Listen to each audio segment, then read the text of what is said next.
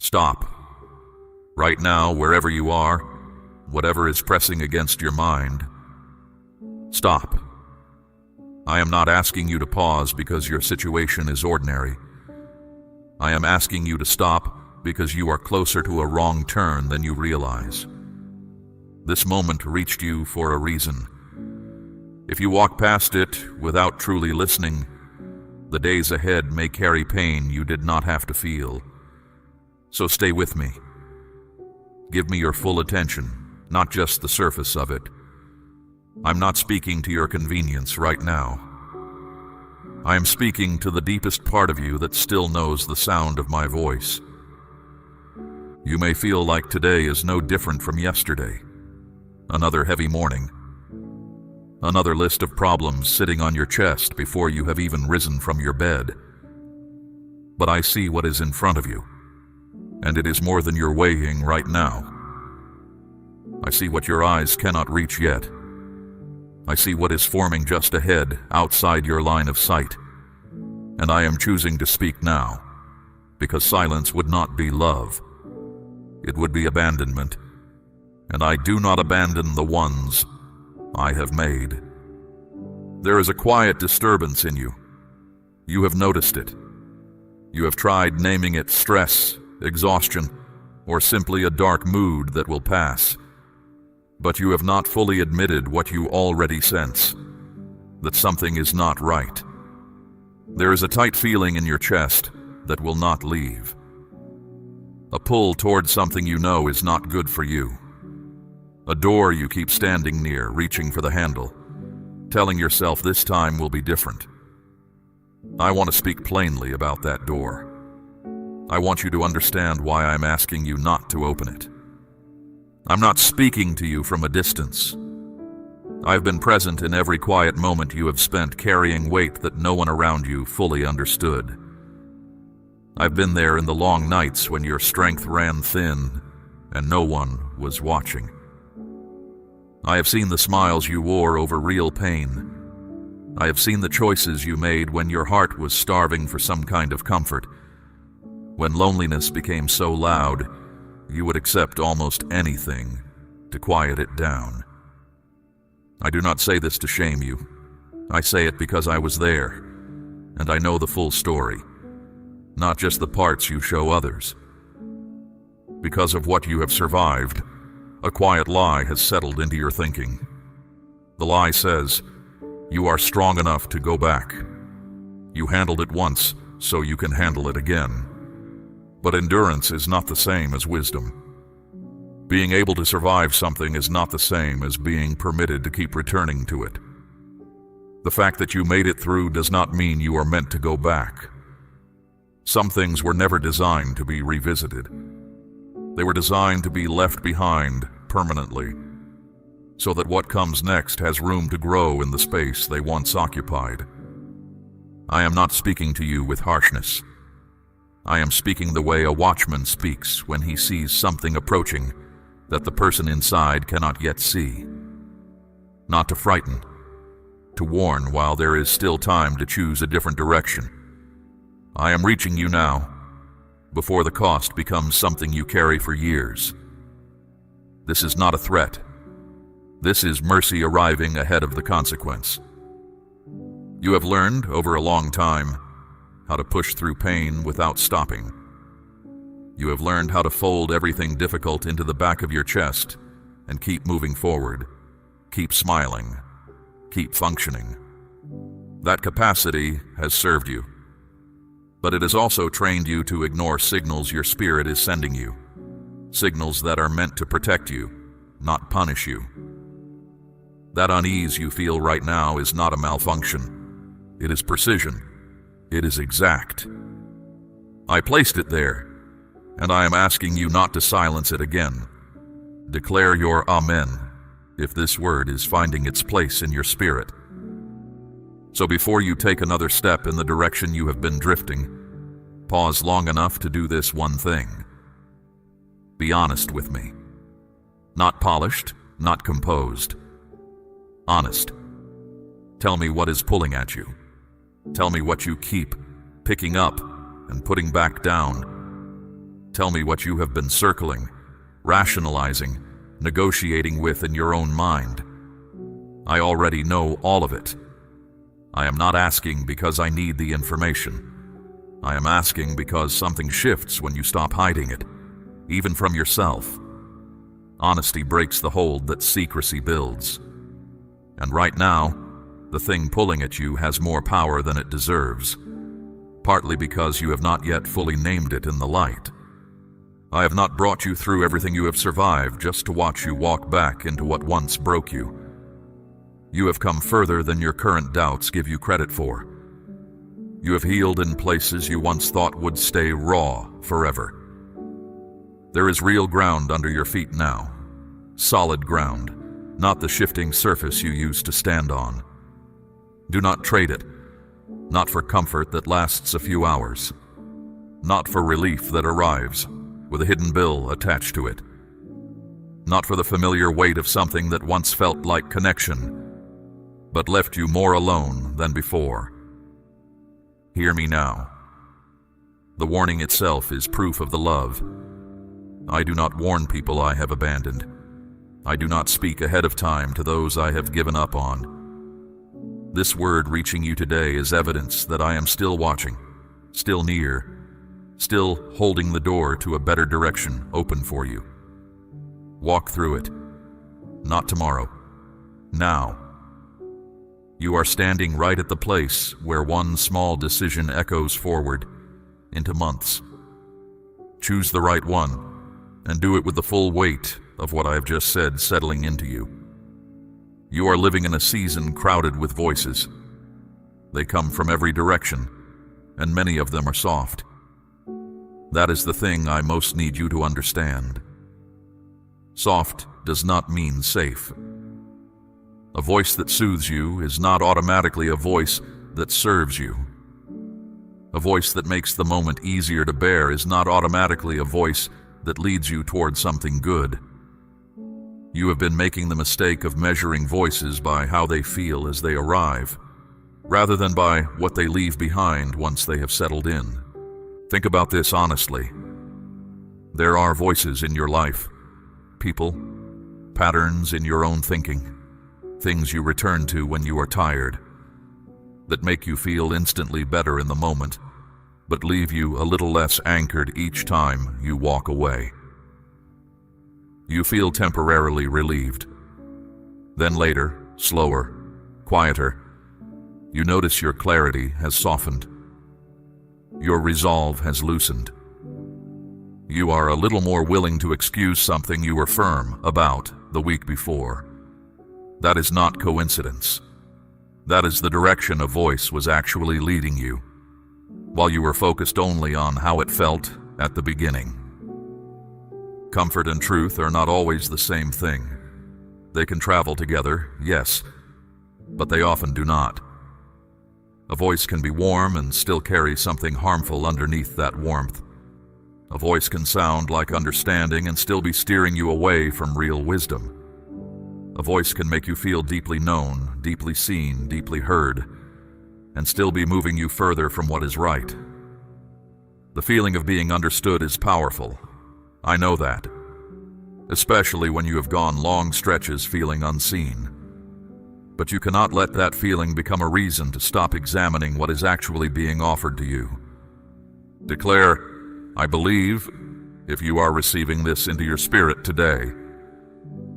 Here is what I want you to practice. When a voice reaches you, whether that is a person speaking, something you consume quietly in your private hours, or even a recurring thought that shows up dressed in gentle language, do not simply ask, how does this make me feel right now? Ask instead, what does this produce in me over the next several days? Do I feel clearer or more confused? Do I feel more rooted in truth or more willing to compromise? Things I know matter. Do I feel more courageous in what is right, or do I find myself looking for clever reasons to delay what I already know I need to do? Those questions cut through the surface quickly. They will show you things that tone of voice never reveals. Because tone of voice can be manufactured. Anyone can speak softly. Anyone can choose gentle words. But what a voice actually produces, in your spirit over time, that cannot be faked for long. The fruit always tells the real story, eventually. I want you to understand the method that works against your peace. It rarely arrives through obvious aggression. It rarely looks frightening. Instead, it often comes through permission, through words that sound like freedom but are actually the loosening of something important in you, through comfort that validates your pain without ever asking you to grow beyond it, through encouragement that feels good in the moment but leaves you more attached to the very thing you needed to release, through reassurance that quietly lowers the standard you were holding yourself to, until the standard disappears entirely and you barely notice it is gone. The goal of that kind of influence is always the same: to move you forward before wisdom has time to speak, to make compromise feel reasonable, to make the thing you know is wrong feel manageable, to make the door you needed to close feel like it still deserves to be open, and it rarely announces itself as danger. It arrives gently, wrapped in exactly what your tired heart was craving at exactly the moment you were too worn out to examine it carefully. So I am asking you to raise a standard inside yourself, not out of suspicion toward every person around you, but out of a genuine commitment to guard what you have built. There is a real difference between being suspicious of everyone and being wise about what you allow in. Wisdom is not cold. Wisdom is not isolating. Wisdom is simply alert. It knows the difference between warmth that heals and warmth that numbs. It knows the difference between rest and avoidance. It knows when comfort is a gift and when comfort is a substitute for something harder and more necessary. My voice is different. I know you have felt the difference, even if you have not always been able to describe it. When I speak to you, something in your deepest place recognizes it, not because the words always feel pleasant, but because they carry a quality that other voices do not. They carry weight without crushing you. They carry honesty without leaving you feeling abandoned. They may challenge you directly, but they also give you the grace to face what they ask of you. That is the signature. A word that challenges you and equips you at the same time is a word from me. A voice that flatters you and slowly erodes your inner ground is a voice you need to step back from, regardless of how much you enjoy the way it sounds. Let me into this part of your life, not as one more voice among many, competing for your attention, as the primary voice, the one you bring everything else to, the one you hold other words up against, to see what is true and what is not. Let me become familiar enough to you that imitation cannot fool you. Let me retrain your ears to the point where you know, within a few sentences, whether something is drawing you closer to peace or slowly pulling you away from it. This is not something that happens by accident. It requires you to spend enough quiet time with me that my voice becomes unmistakable. Start now. Start here. Let what I am speaking become the loudest thing in you today. There is something working against you that I need to name directly.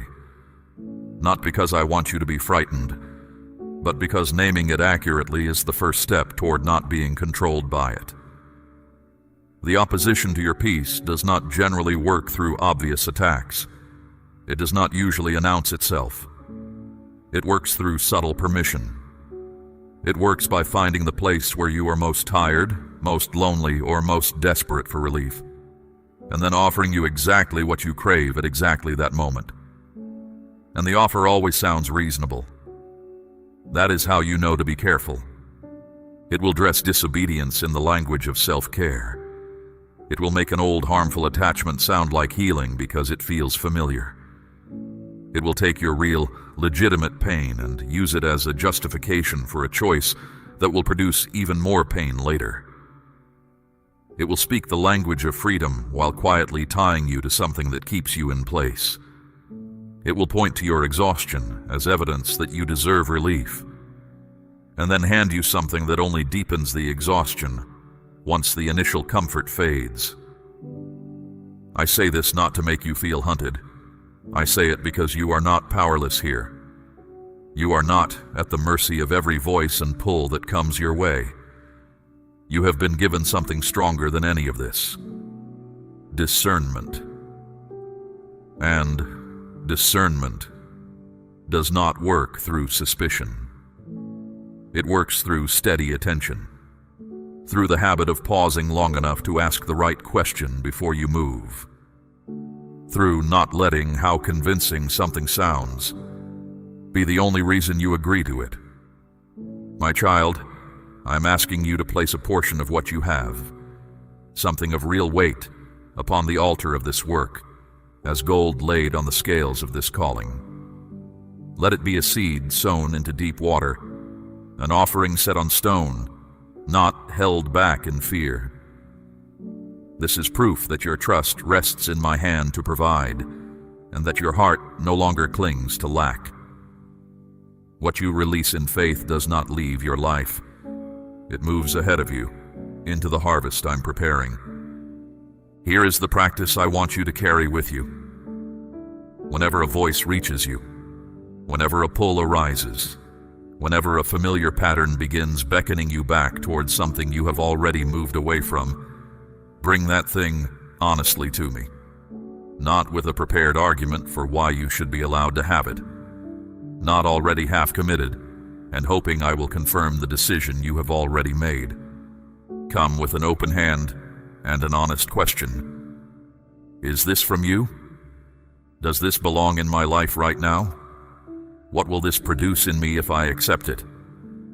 Ask, and then be still enough to actually listen for the answer. Not for a few seconds while your mind is already racing ahead. Actually still. Let the noise of your own wanting settle down. And then notice what rises in that quiet. Notice whether what was calling so loudly a moment ago begins to lose its urgency in the stillness. Notice whether the peace you feel when you are close to me increases or decreases when you hold the thing up to honest examination. These are not small observations. They are data. They are the exact kind of information that protects your future. You have a history of knowing something was wrong before you could explain it. That internal signal is real. I placed it there. The problem is not that you lack the signal. The problem is that you have trained yourself to override it, usually by arguing yourself out of what you already sensed. You tell yourself you are being too cautious. You tell yourself it is not as serious as it feels. You tell yourself the unease is just fear of change, not a genuine warning. And sometimes that is true, but you do not decide which kind it is by silencing it. You decide by bringing it to me. There is something I want you to understand about the way I actually speak. My voice does not require chaos to be heard. I speak in the clarity that exists after the noise has died down. I speak in the steadiness present when you have stepped back from immediate pressure and simply been still with me. If a direction only makes sense when you are spinning, if it only feels right when your emotions are at their most frantic, be careful with it. Truth does not need you destabilized to become convincing. Only pressure needs that. I do not manipulate you. That is an important thing for you to hold on to. Everything I ask of you comes with the grace to do it. Every hard word I speak comes with the strength to carry it. Every door I ask you to close, I provide the resolve to actually shut it and walk away. That is the difference. When something is genuinely from me, you will find, even in the difficulty of it, that you are not left without the resources to follow through. The path may not be easy, but you will not be empty-handed on it. Grow familiar enough with that quality that you can recognize its absence. Because when something that presents itself as divine leading leaves you feeling spiritually hollow, when it asks you to move but leaves you feeling divided and unstable on the inside, when it promises peace but produces inner noise, that is not my hand on your shoulder. That is something else wearing a convincing disguise. Come closer. Not just when you need rescue, not only in the moments when everything has already broken apart. Come closer in the ordinary moments, in the small daily pauses, in the quiet before the day begins pressing down on you. Let me become the voice your spirit is most familiar with, so that everything else gets measured against it automatically. That is how you stay safe in a season full of noise. Not by becoming suspicious of everything, but by becoming so anchored in the real thing that substitutes cannot hold you for long. Now I want to turn this conversation toward the people around you, because some of what is disturbing your peace is not a habit or a situation. It is a person. And this is an area where I have watched you be more patient than wisdom required and more loyal than was healthy. Not because you were wrong to care, but because you were measuring the wrong thing. You have been measuring safety by intention. You have been asking yourself, does this person mean me harm? And because the answer is often no, you have concluded that their presence must be acceptable. But safety is not only about whether someone wishes you well. Safety is also about what their presence actually produces in you over time. A person can have good intentions and still consistently leave you emotionally drained. A person can genuinely care about you in their own way and still keep you anchored to a version of yourself you have already outgrown. Intentions and fruit are two different things. I need you to start measuring the fruit. Ask yourself what happens to your inner world after time with this person. Does your thinking become clearer or cloudier? Does your resolve to do what is right strengthen or soften? Does your prayer life stay open and easy? Or does it feel like something has been placed between you and me? Does your self-respect increase? Or do you find yourself making excuses for your own choices just to keep the peace? These are not small, peripheral questions. They tell you what is actually growing in the soil of that relationship. Some people belong to an earlier chapter of your life. They mattered in that chapter. They may have even been essential to who you were in that season. But a new chapter has begun, and it does not automatically inherit every person from the previous one. This is not judgment on their character. It is simply the nature of growth. When a river changes course, it does not drag all the old terrain with it. It moves into new ground. And not everything from the old path can fit in the new one. I want you to release yourself from the idea that loyalty always means proximity. You can hold someone in genuine regard and still create distance. You can wish someone well from the core of your heart and still limit how much access they have to your daily life. These two things do not cancel each other out. In fact, sometimes the most loving thing you can do, for them and for yourself, is to stop maintaining a closeness that is no longer serving either of you honestly. There are people who keep you emotionally tangled in old patterns, not because they are trying to hold you back, but simply because they have not grown in the same direction you have. They are not villains. They are not your enemies, but they are not suited for where you are going next. And continuing to give them front row access to your thoughts, your private hours, your vulnerable moments, and your decision-making is costing you more than you have been willing to admit. Your emotional energy is not infinite. Your attention is not a resource that automatically replenishes itself. When you pour significant portions of those resources into relationships that leave you more depleted than you were before, you're arriving at what matters most with less than you had. You're arriving at your prayers half empty. You're arriving at important decisions with your thinking clouded by whatever the last conversation stirred up in you.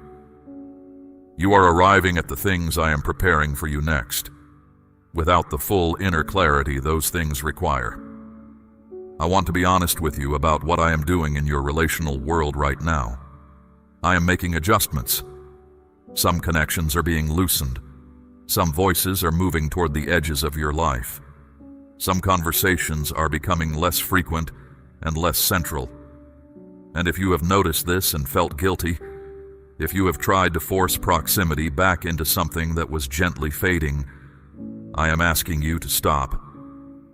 Do not chase what I'm moving. There is purpose in the shifting. When I quietly reduce certain connections, it is not because I want you isolated. Isolation is not what I am building. I am building space. Clarity. A different kind of quiet around you. The kind of quiet where you can actually hear yourself think. Where you can actually feel what is true versus what you have been told to feel by whoever is nearest. That kind of space is not emptiness. It is room for something better to arrive. So when a connection naturally cools, let it cool without guilt. When you notice that certain conversations are leaving you scattered rather than settled, stop returning to them as often. When your spirit consistently feels unsettled after time with a particular person, that is not pettiness on your part. That is discernment doing its job. Honor it. You do not need a dramatic event as permission to protect your inner atmosphere. You do not need to wait for a visible betrayal before you are allowed to create distance that your spirit has been requesting for some time already. You can do this without anger. You can do this without a confrontation or an explanation. You can simply begin being less available. Begin investing your limited time and emotional energy into relationships that leave you more anchored, more at peace, more truthful with yourself and with me. Begin gravitating toward the people in your life who make you feel more like the person I am building you into, not less. Guard your inner atmosphere carefully. What you allow to fill the space around your heart shapes your thinking, your decisions, your courage, and your sense of what is possible. Some of the greatest limits on your life right now are not external circumstances. They are the accumulation of voices, conversations, and connections that have been slowly contracting your sense of what you are capable of. Let them go and come into the open. I know what runs through your mind when I ask you to release a relationship. The objections are familiar. You think of the history between you. You think of the moments when that person was genuinely there for you. You think of their struggles, their pain, their own story of difficulty, and your heart softens immediately. You have always been someone who leads with compassion. You feel other people's weight, and it becomes your own, almost instantly. I know this about you. I did not place that capacity in you by accident. But compassion and wisdom must travel together, or compassion becomes a door through which everything enters, including what was never meant to stay. When compassion exists without the wisdom to know where it ends, it becomes something that costs you everything, and benefits others in ways that do not always produce good things in their lives either. Endless availability is not the same as genuine love. Refusing ever to create distance is not the same as faithfulness. Sometimes the truest gift you can give someone is the dignity of encountering the real consequences of their choices, rather than always being absorbed into someone else's life, who quietly softens everything for them. So when you feel that pull of compassion rising up as a reason to keep a door open, I am not asking you to silence it. I am asking you to bring wisdom into the room alongside it. Ask yourself honestly, is keeping this door open actually helping this person? Is it helping them grow? Or is it simply removing a discomfort they should probably be sitting with? And equally, Is this proximity serving the work I am doing in you? Or is it consistently pulling you sideways from it? State, I trust, if your heart is open to where I am leading you. Those are different questions from the ones your guilt usually asks. Your guilt asks, how can I close this door when they still need me? Wisdom asks, what is truly helpful here? And what am I simply doing to manage my own discomfort about maintaining distance? There is a real difference, and the answer matters. Because sometimes what looks like loyalty is actually avoidance.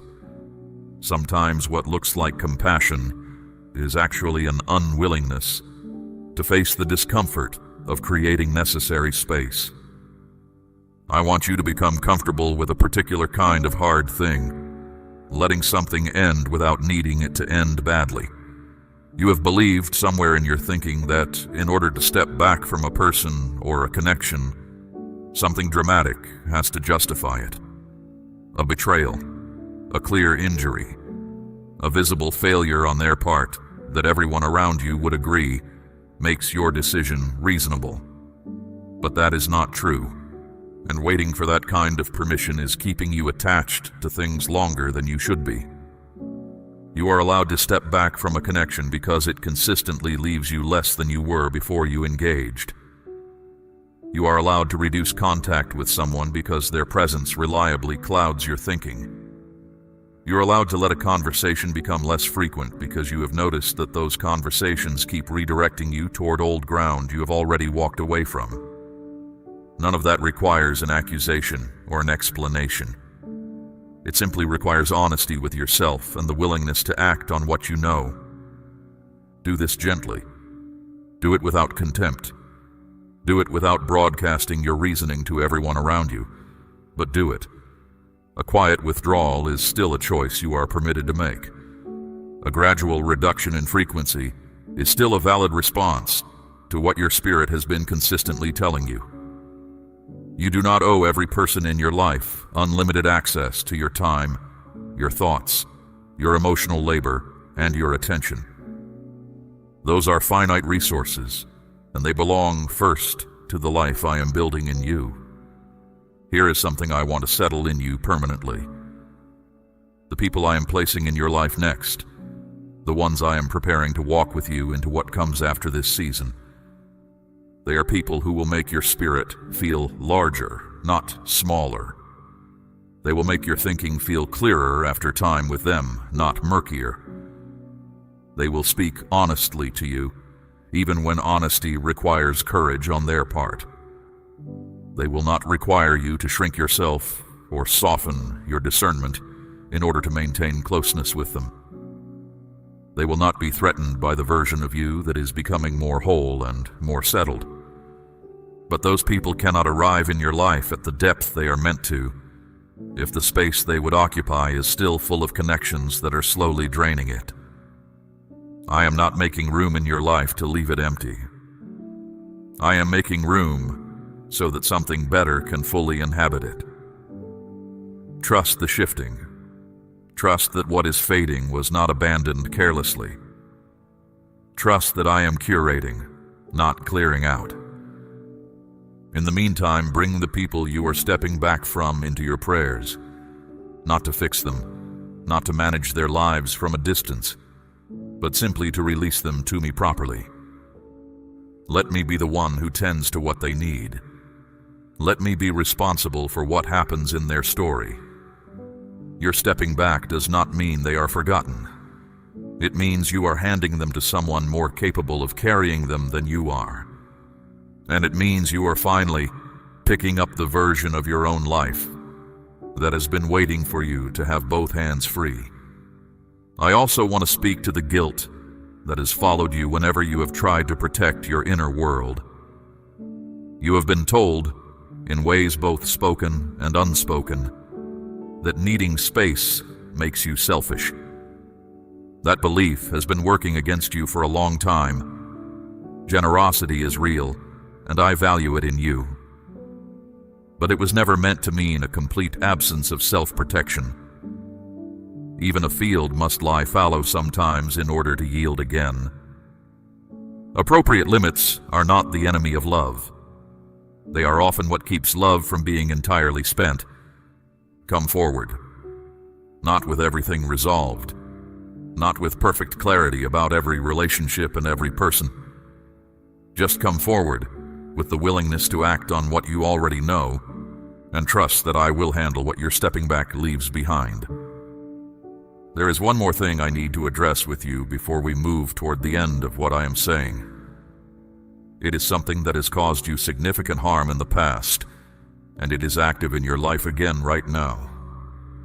It is the feeling of urgency, the sense that something must be decided immediately, the pressure that builds inside you when a person, a situation, or your own mind begins insisting that there is no time to pause, no room to think it through, no space for a careful prayer before the answer is required.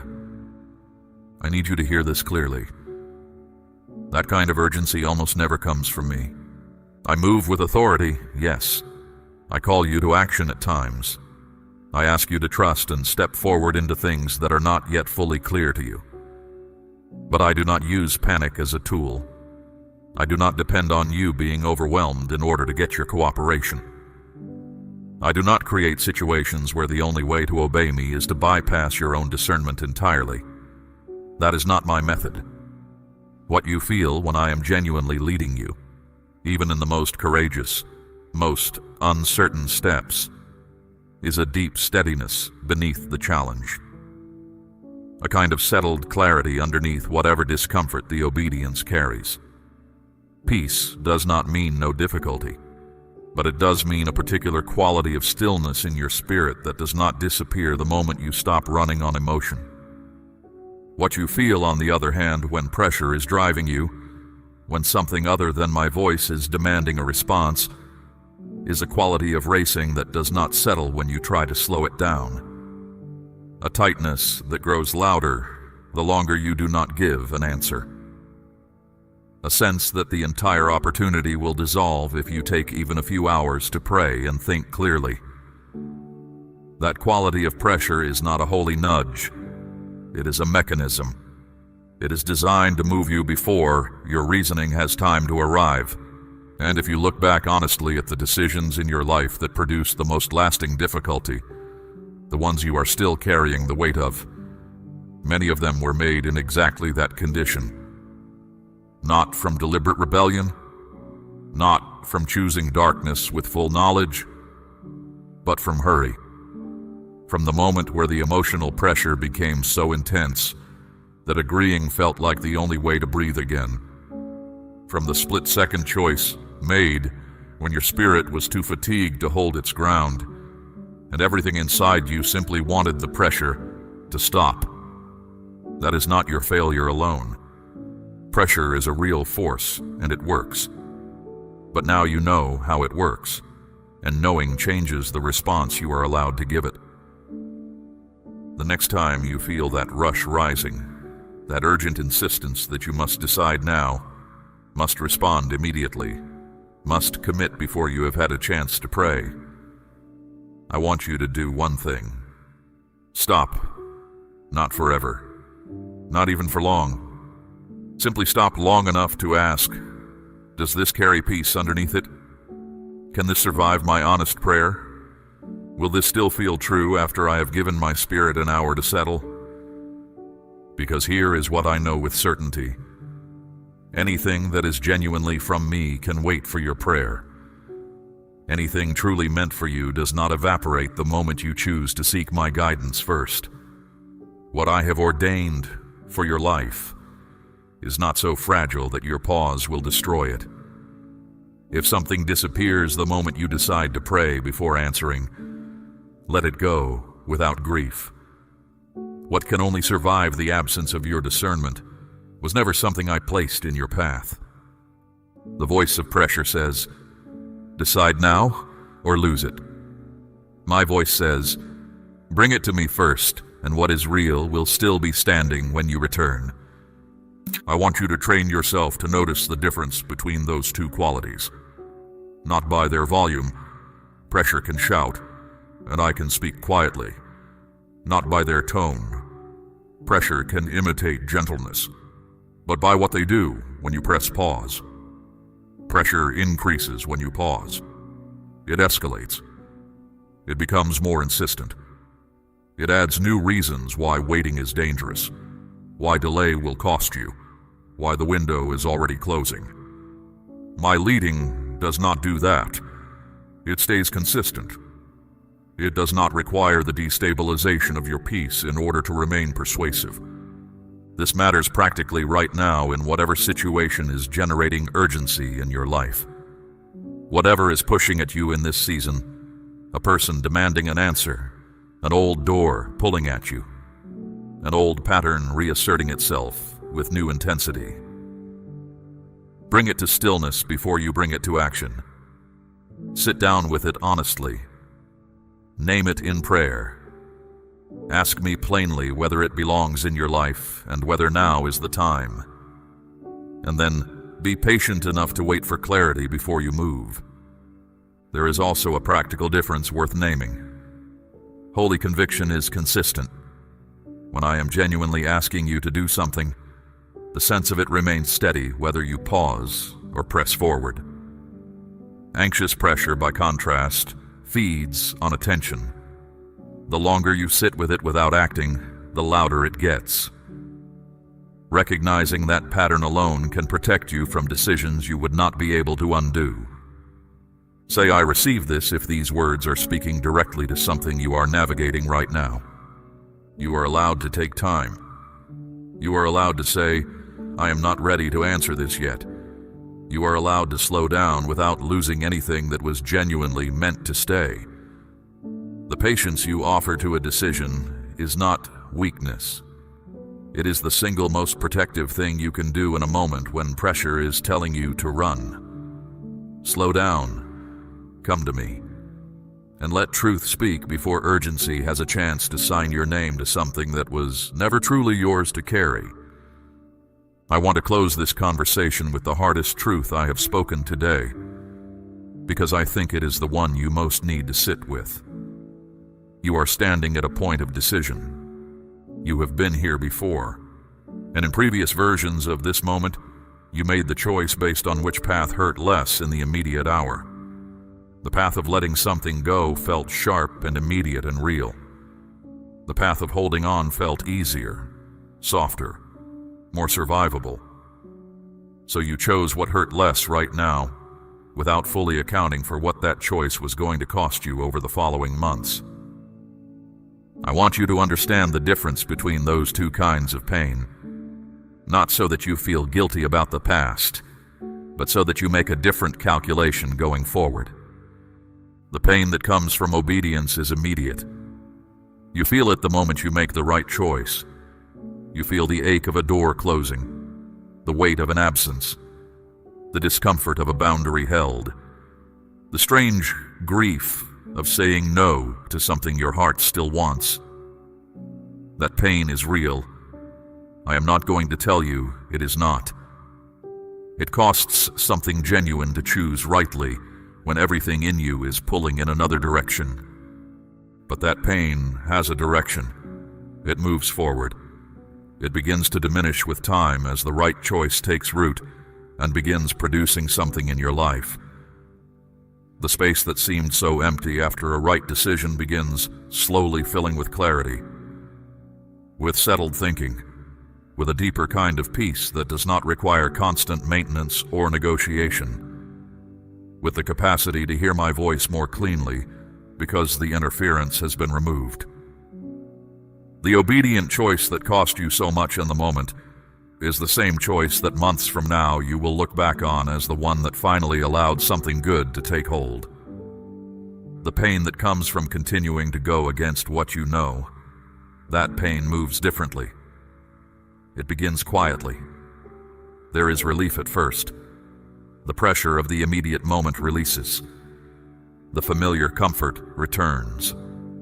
And for a while, it seems like the right choice was the one that felt easier.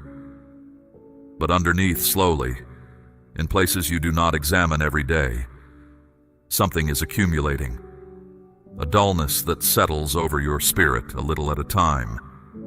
a growing distance from the clarity you once had, a creeping awareness that the decision you made is now requiring more and more maintenance, more justification, more rationalizing, more effort to keep the unease quiet. And the more you maintain it, the more entangled you become. That is the nature of the wrong path. It does not immediately announce its cost. It spreads the cost out over time in small daily losses until one day you look up and realize you have traveled a great distance from where you were meant to be. And the return journey is longer now than it needed to be.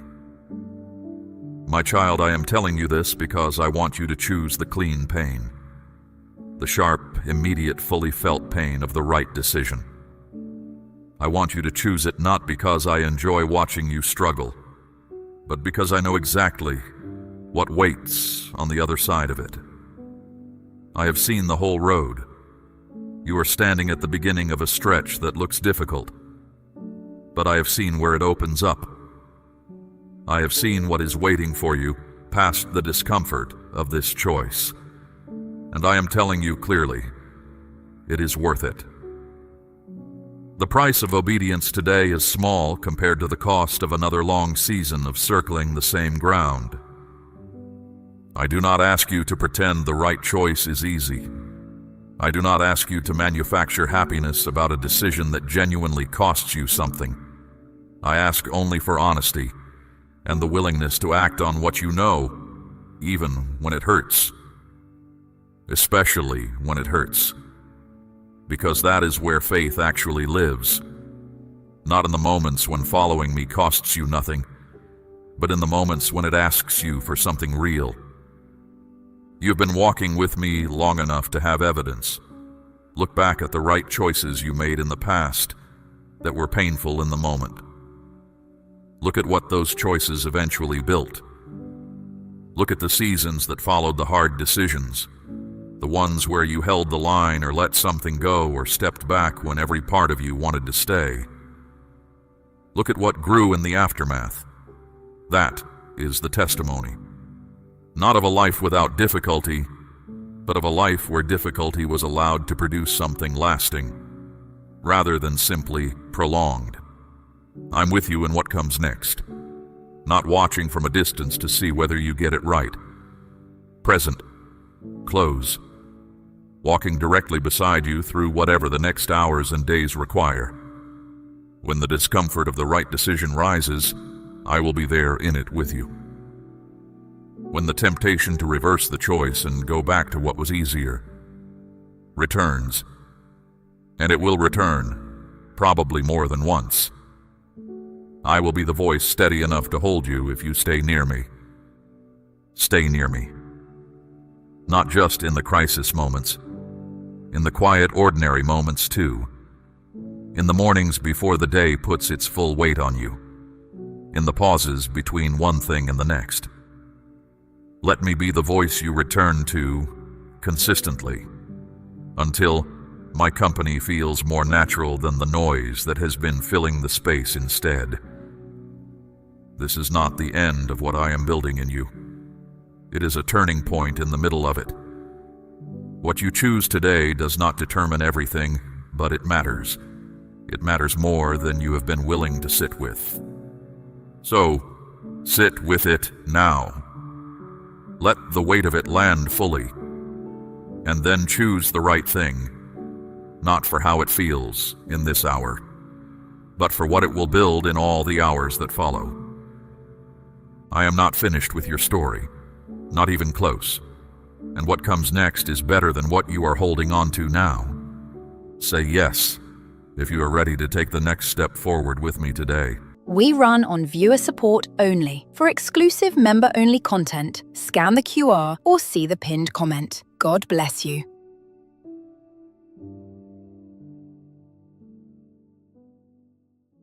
I am calling to you from heaven, and I need you to hear this before these next few minutes end. Something serious is entering your life. Do not turn away from this moment, because it will not come again in the same way. I am speaking to you clearly, directly, so that you are not caught unprepared. What is coming is not sent to destroy you, but it will test your strength, your faith, and your trust in me in ways you did not expect. Listen closely. I see the path ahead of you more clearly than you see the ground beneath your feet. I know the shift that is about to take place. That is why I am speaking with urgency, not to frighten you, but to wake you. There are moments in a life when everything changes quickly, and you are standing at the edge of one now. If you ignore this call, you will walk into it blind. If you listen, you will walk through it with power and clarity. Slow your thoughts.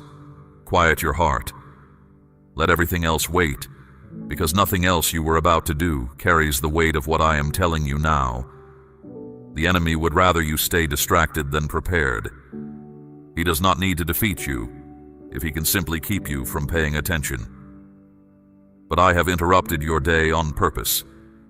You were drawn to this moment by my will, not by chance.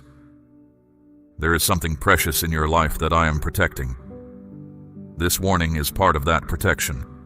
I do not warn those I have abandoned. I warn those I am guarding, the way a father wakes the household before the storm reaches the door.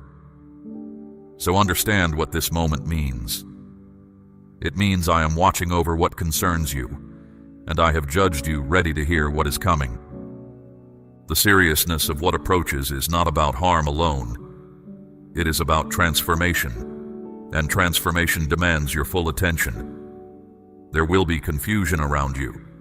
There will be voices pulling you in different directions, situations pressing on your patience, moments when the air itself seems to tighten. You may feel pressure building, as if something is closing in. But hear me. I'm already standing ahead of you. I'm making a way where you cannot yet see one. What feels overwhelming to you has already been measured by me, and I measured it against the strength I placed in you. I know you have been tired. I know there have been long stretches when nothing seemed to move, when you asked for change and heard only silence. This day is different. This is a turning point, and your awareness will decide your outcome. If you stay alert and grounded in me, you will not be shaken, even when everything around you trembles. Your steadiness does not come from you alone. It comes from my presence, and my presence does not leave. Things will try to pull at you in the days ahead. Some will seem urgent but carry no real weight. Others will whisper and matter greatly. You must learn the difference, and I will teach you. Stay close to me. Stay quiet in your spirit. I will guide you step by step through everything that is about to unfold. You are not being left to figure this out on your own. What is coming may uncover hidden things, truths that were kept from you, people and situations that were never what they appeared to be. Do not be afraid when the covering is pulled back. Truth is part of your protection, even when it stings. I am removing what does not belong in your life, and removal is rarely comfortable. But what leaves is making room for what I have prepared, and what I have prepared fits the purpose I wrote for you. You have been asking me for change. Now change is approaching, and it requires your trust. That is why my voice carries this weight today. You are not alone in this, and you are not powerless in it. I am with you in every step you're about to take. Stay steady, stay focused. Do not hand your thoughts over to fear, because fear is a thief that spends your strength on battles that never come. Very soon there will be a moment of decision. It may look small when it arrives. It will not be small. It will shape the direction of everything that follows, and that is why you must remain connected to me now, before it comes. When that moment stands in front of you, do not rush. Do not react out of panic.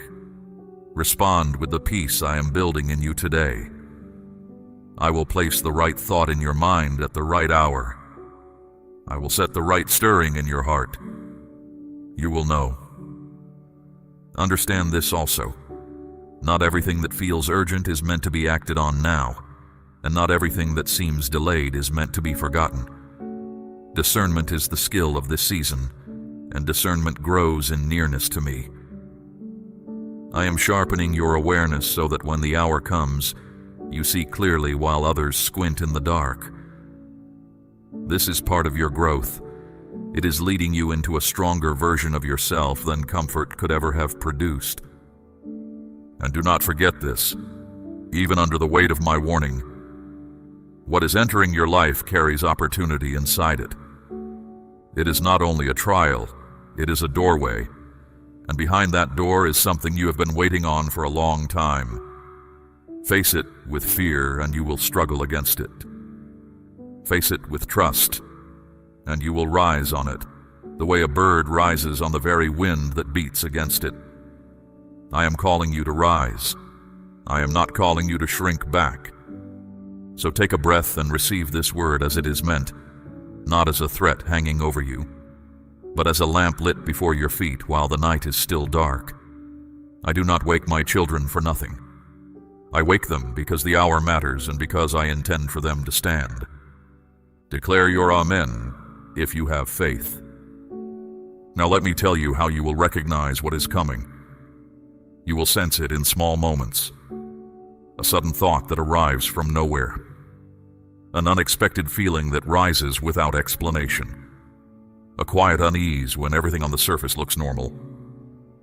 That is why I am preparing your heart now, so that you notice what others walk straight past and respond with wisdom instead of confusion. There will come a moment when something feels slightly off. Nothing you can point to. Nothing you could explain to another person. But it will not sit right within you. Do not dismiss that feeling. That is my spirit, tapping on the wall of your heart, telling you to pay attention. You have spent years doubting yourself, talking yourself out of what you sensed.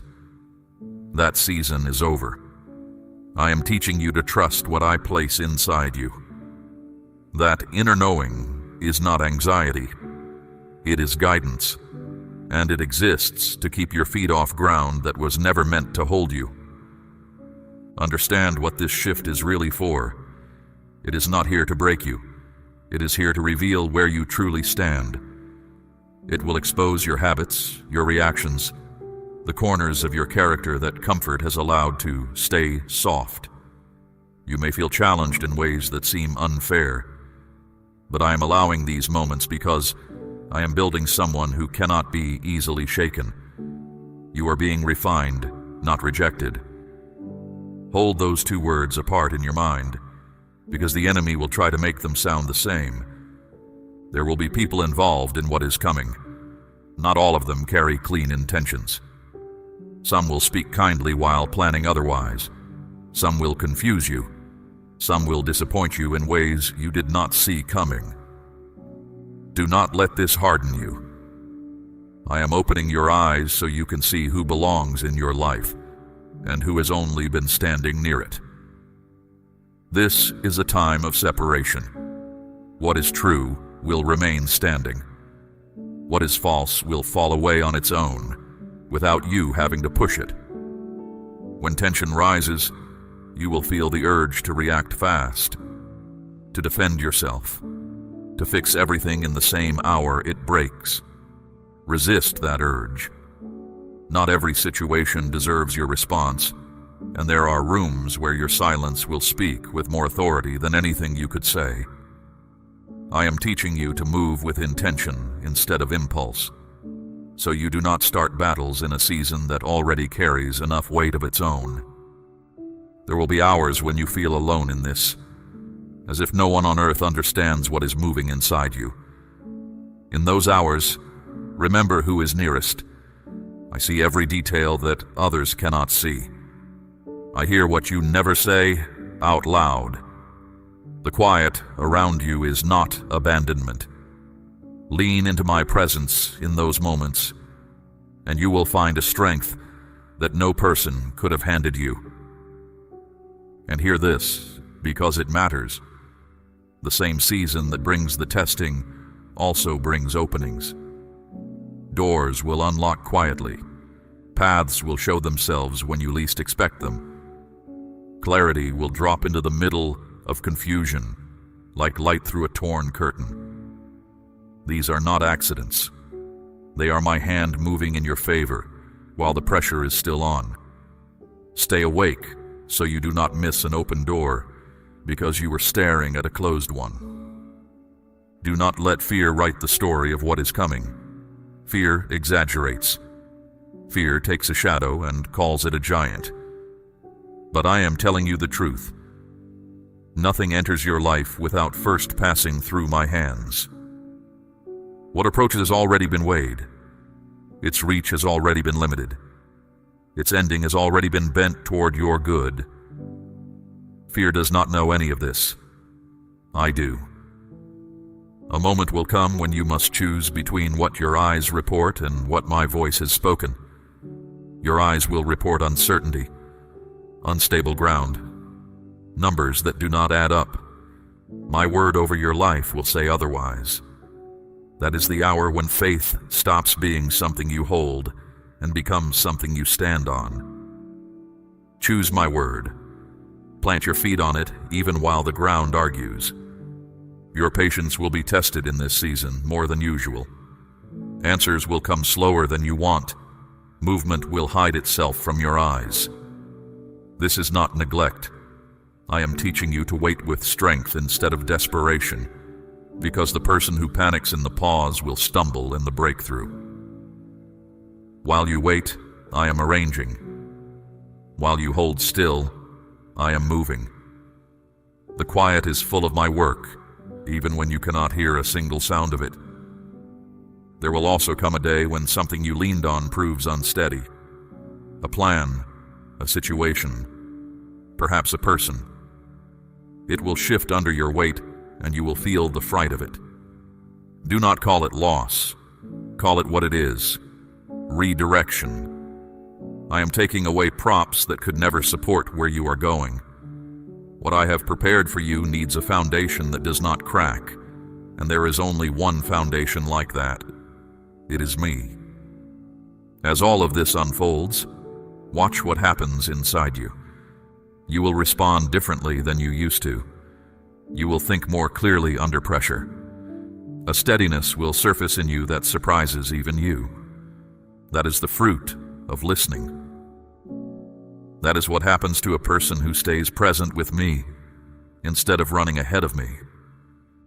You are not who you were, and you are still becoming.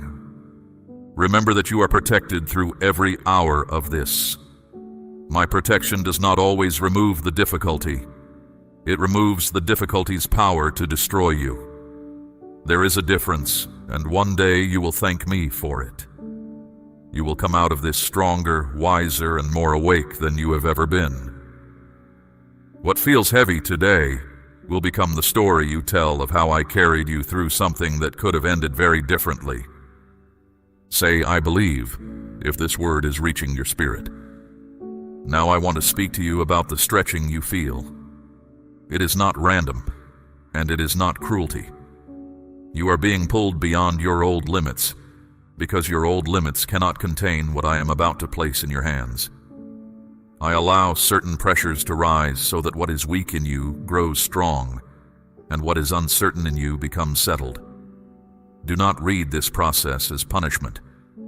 A blade is not being punished when the stone sharpens it. There will be moments when everything around you feels unstable, as if the ground shifts without warning.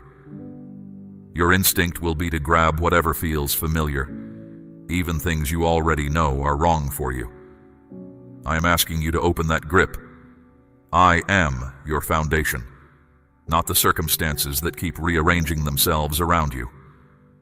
What slips out of your hands in this season was never strong enough to carry you into the next one. You will begin to see patterns you never noticed before. The same kind of situation returning in new clothes.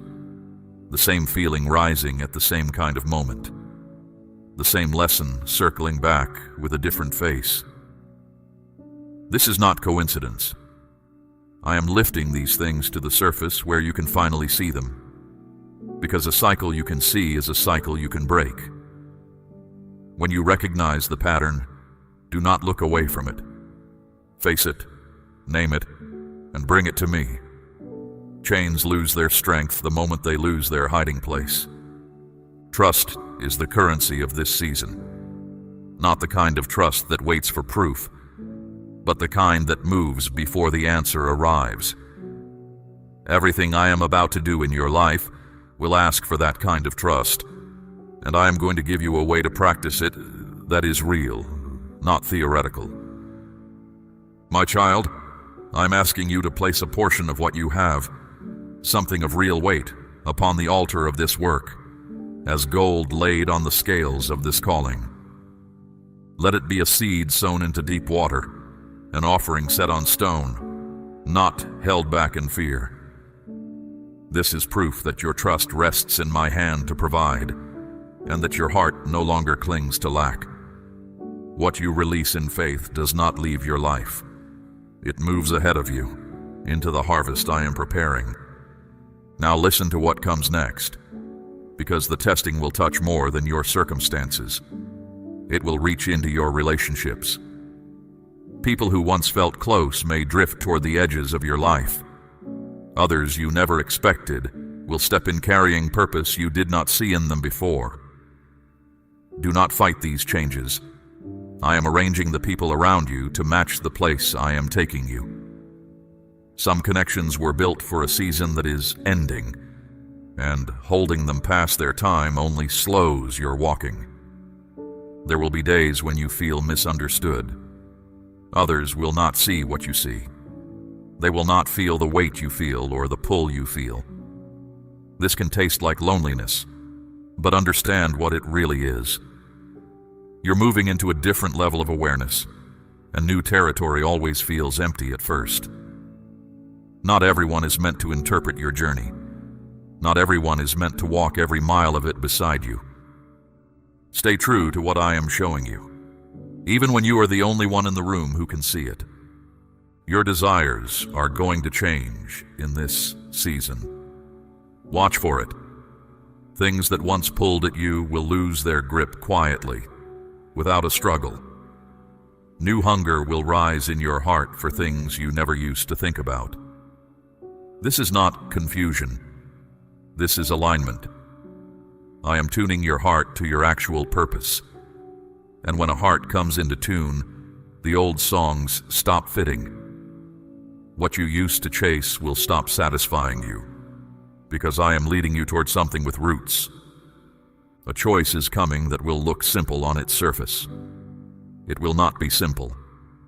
Underneath it will sit consequences that stretch years ahead of you.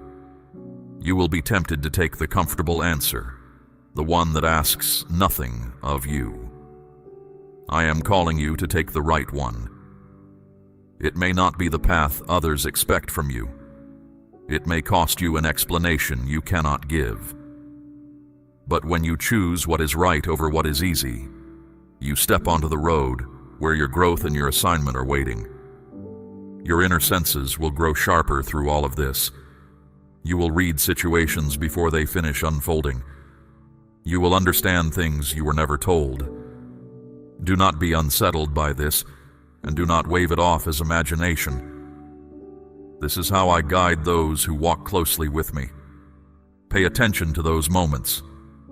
They are not decoration. They are direction. And when the quiet stretch comes, when nothing seems to be happening anywhere on the surface, do not mistake my silence for my absence. Some of my greatest work is done in rooms you cannot enter yet. Foundations are laid underground where no one applauds. Roots deepen in the dark before the branch ever shows a bud. Stay faithful in the hidden season, because what is being assembled behind the veil is worth every day of the wait. You may feel an urgency stirring in you during this time, a sense that something must change, that you must move. That stirring is not panic, and it should not become panic. It is purpose knocking. Do not smother it, and do not spend it recklessly. Bring it to me first. I will show you which direction to aim it and when. An arrow released at the right moment travels farther than 100 loosed in a hurry. Watch also for the fruit of this season showing up in you. You will handle sharp situations with a softer grip. You will answer foolishness with patience that surprises you. Peace will hold its seat in you, even when the room is loud. None of this is accidental. It is what happens when a person stays joined to me while the pressure works. You are growing stronger in the place where strength actually matters, which is the spirit, not the circumstances. There is something else rising in this season that you need to understand. Old things are going to surface in you, thoughts you believed were settled, memories you filed away years ago, feelings you thought you had outrun. When they appear, do not call it a step backward. It is not. It is a deeper level of healing asking for your attention. I am bringing these things into the light because light is where they lose their authority. What you face with honesty cannot rule you from the shadows anymore. Your mind will try to go back to its old ways of working. It will try to explain this new season using old maps. But you cannot navigate new territory with charts drawn in a country you have already left. I am renewing your thinking. I am teaching you to see past the familiar into what is actually true. Let your perspective be rebuilt, even when the rebuilding feels strange. A house being renovated always looks worse before it looks right. Some doors are closing around you right now. Hear me carefully on this. They are not closing because you failed. They are closing because they no longer lead anywhere you are meant to go. A closed door can feel like grief, even when you sense it is right. Grieve if you need to, but do not stand knocking. I do not take anything from my children without already holding its replacement. And what I hold for you is not a copy of what you lost. It is beyond it. There will be a stretch of this journey where I ask you to move without full understanding. You will want the whole map. You will get a lantern. You will want the explanation. You will get the next step. This is not me withholding from you out of coldness. It is me building in you the kind of trust that survives every weather. The person who only moves when everything is explained will stand still their whole life. You were not made for standing still. In this season, pay attention to what your strength does around different people and places. Notice what drains you and what steadies you. Notice which rooms you leave heavier and which you leave clearer. This awareness is not selfishness. It is stewardship. Your energy is being pointed at something that matters now, and you cannot pour into your purpose what you have already leaked into places that were never yours to fill. There will be a test of honesty coming, and it has two edges. The first edge is speaking truth to others when a comfortable lie would be easier. Stand in the truth even when your voice shakes. What you speak now is laying track for where your life travels next. The second edge is harder. It is being honest with yourself. There are things you have avoided looking at because looking at them costs something. In this season, they will step in front of you and wait. Do not walk around them again. On the other side of that honest look is a freedom you have never had.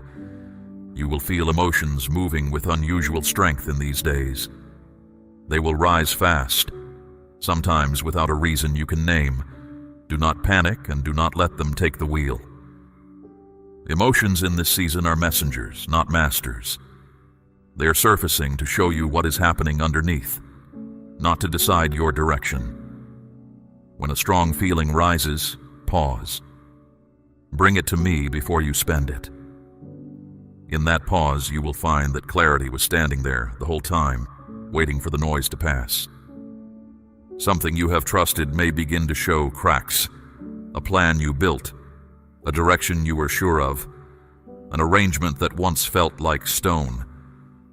Do not hold it together with fear. If it cannot bear weight, Better you learn that now than after you have built your future on top of it.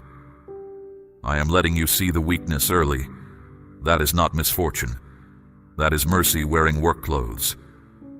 You will also be tempted to reach for fast relief, for the quick answer that makes the discomfort stop today. I am asking you not to. Sit inside the process, even when it presses. Some things I can only build in you while the discomfort holds the door open. The moment you understand this, waiting stops being torture and becomes construction. Not one honest day of it will be wasted. I do not waste my children's seasons. Around you, voices will multiply.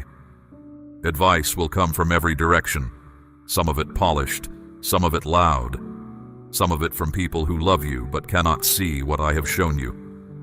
You must learn to filter every voice through the peace in your spirit. When counsel is right, peace settles on it. When counsel is wrong, something in you stays restless, no matter how reasonable the words sound. Follow the peace. It knows the way home. A weight of responsibility will settle on your shoulders in this season, heavier than before. Your choices are carrying more consequence now because your life is entering ground where more is at stake. Do not resent this weight, and do not fear it. It is the weight of mattering.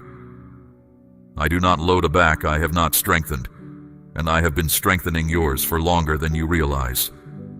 And you will outgrow something soon. Something that once defined you. A way of thinking. A habit that shaped your days. A role you played so long it felt like your name. Letting it fall away will feel strange, like a hand reaching for something that is no longer there. Let it fall anyway. What defined you was never the deepest truth of you. I know who you are becoming, and I am clearing the stage for that person to step forward.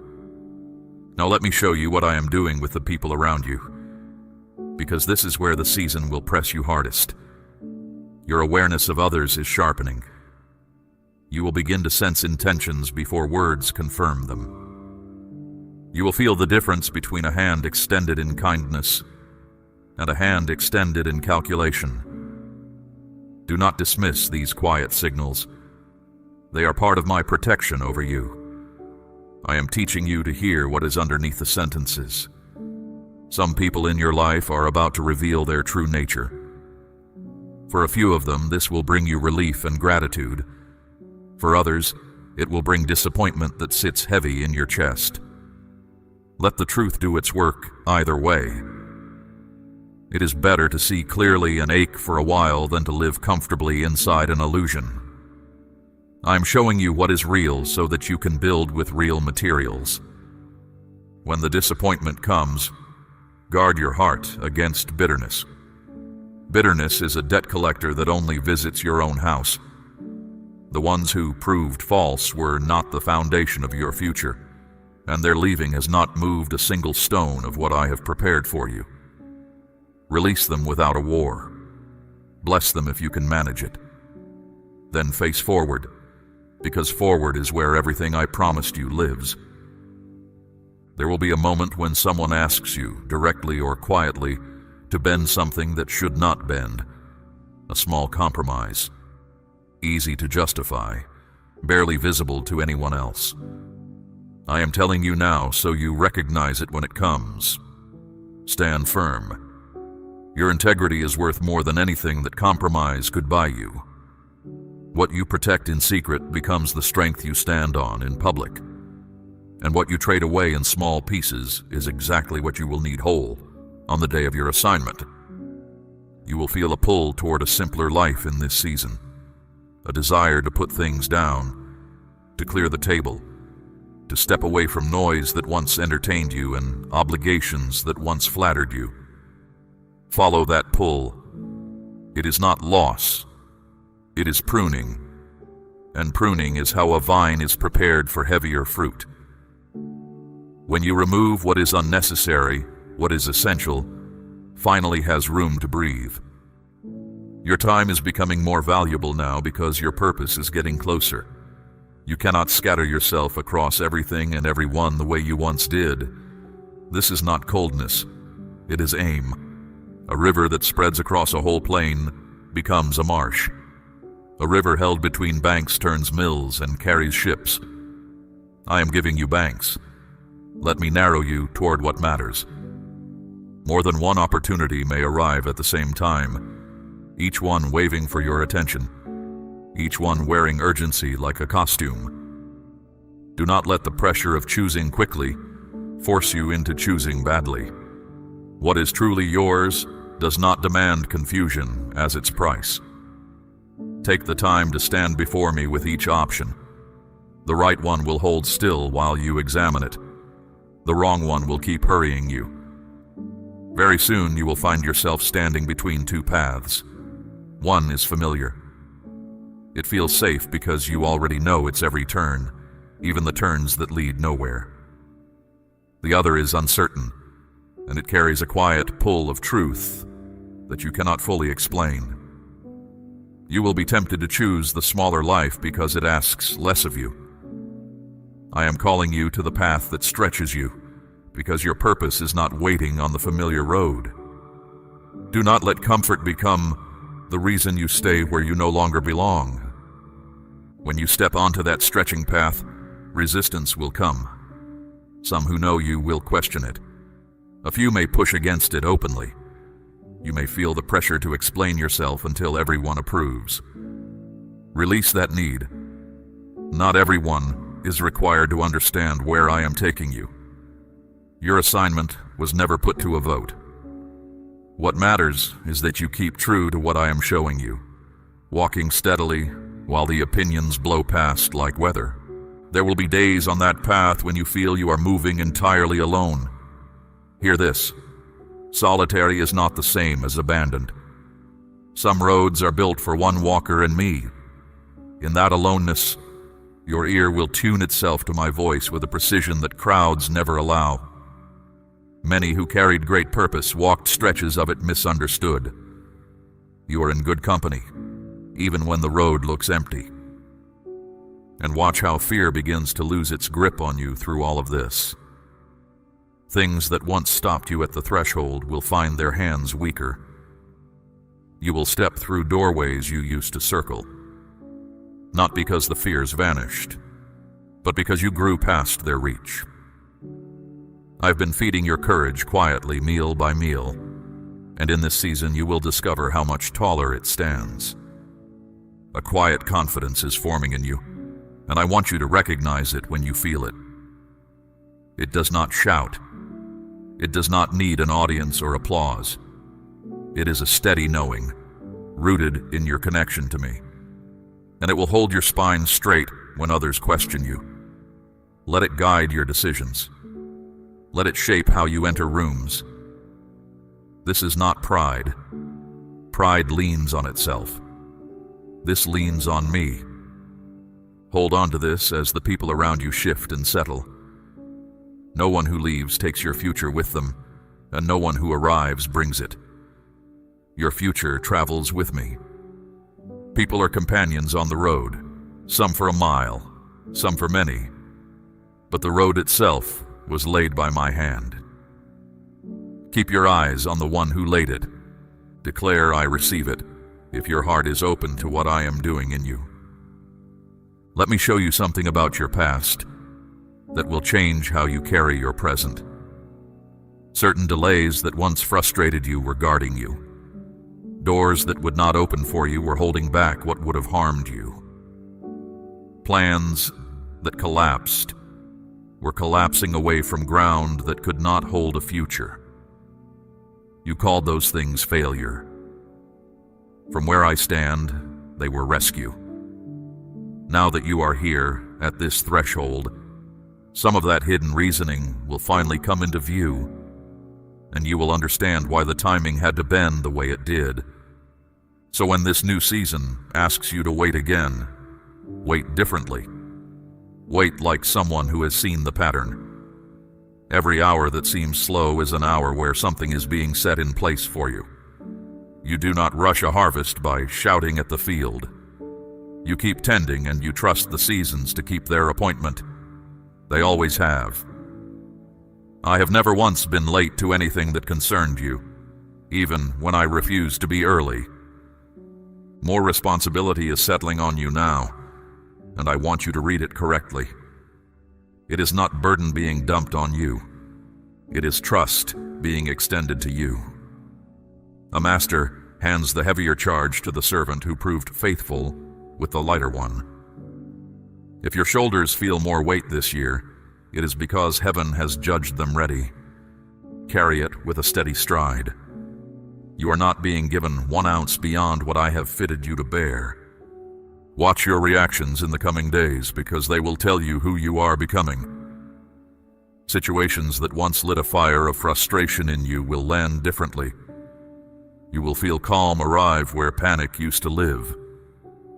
You will hear yourself answer with patience and wonder where it came from. It came from every quiet hour you spent with me. I've been reshaping your responses from the inside, and now the results are reaching the surface. But there will be one situation that comes dressed in familiar clothing.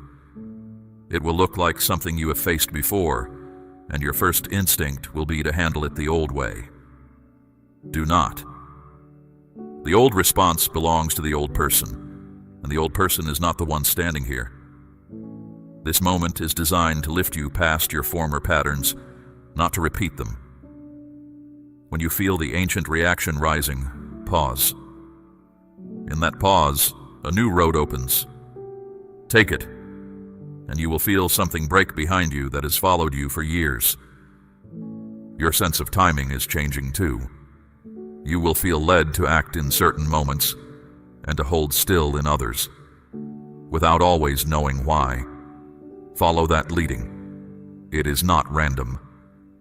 There is a rhythm I am setting under your life, the way a tide sets under a boat. And when you move with it, things fall into place with an ease that effort alone never produced. When you fight it, everything becomes heavy. Learn the rhythm. Trust the rhythm. An opportunity is approaching that will feel significant the moment you see it. It may arrive without warning, at an hour when you feel anything but ready. Hear me now so you remember it then. You are more ready than you feel. Readiness is not a feeling. It is the sum of everything you have walked through, everything you have learned, everything I have built into you while you thought nothing was happening. Step into it with confidence. I will be in it with you. Your strength will move in waves through this season. Some days you will feel clear and strong. Other days you will feel tired and unsure, and you will wonder if you have lost ground. You have not. Even the low days are doing their work. A field lies fallow and looks abandoned, yet the soil is renewing itself the whole time. Both kinds of days are mine. Both kinds of days are moving you forward. Release your grip on control. I know how tightly you have held the details, believing that if you managed every corner, nothing could go wrong. But your hands were never large enough for that job, and they were never meant to be. When you release what you cannot manage, you make room for me to move in ways your management never could. Trust me with the outcomes. You handle the obedience. I will handle the arranging. Even the places around you will begin to shift. Rooms that once felt comfortable may begin to feel too small, like a coat you have outgrown. New places will pull at your attention for reasons you cannot fully name. Pay attention to that pull. Geography can be part of alignment. I moved Abraham before I blessed him. Sometimes the promise waits at an address the comfortable never visit. And through all of it, your discernment will keep deepening. You will know things without being told. You will sense the right and the wrong of a matter before anyone finishes explaining it. Do not doubt these knowings, and do not demand that they justify themselves in words. This is the language I speak with those who stay near me. The more you honor it, the clearer it becomes. The more you dismiss it, the quieter it grows. Honor it, There will be an hour when everything in front of you is uncertain, and everything I promised feels far. In that hour, do not reach for what you can see. Reach for what I said. Sight reports the moment. My word reports the ending. And I am telling you now, before any of it unfolds, so that when it unfolds, you will remember. I told you, and I was already there. You are not walking toward this season unarmed. You are walking toward it accompanied, instructed, and loved. Keep your ear tuned to me, and your steps will not wander, even where the path has no markings. My child, we have walked a long road together already, and I have no intention of letting go of your hand now. Now hear the final portion of this word, because it concerns the hour when everything I have described begins to take visible shape. You are entering the phase where what was hidden will not stay hidden. The seriousness I spoke of at the beginning is going to step out of the shadows and stand where you can see it plainly. You will not be able to pretend that everything is the same, and you should not try. This is the moment where awareness must become action, where everything you have received in these minutes gets its test in daylight.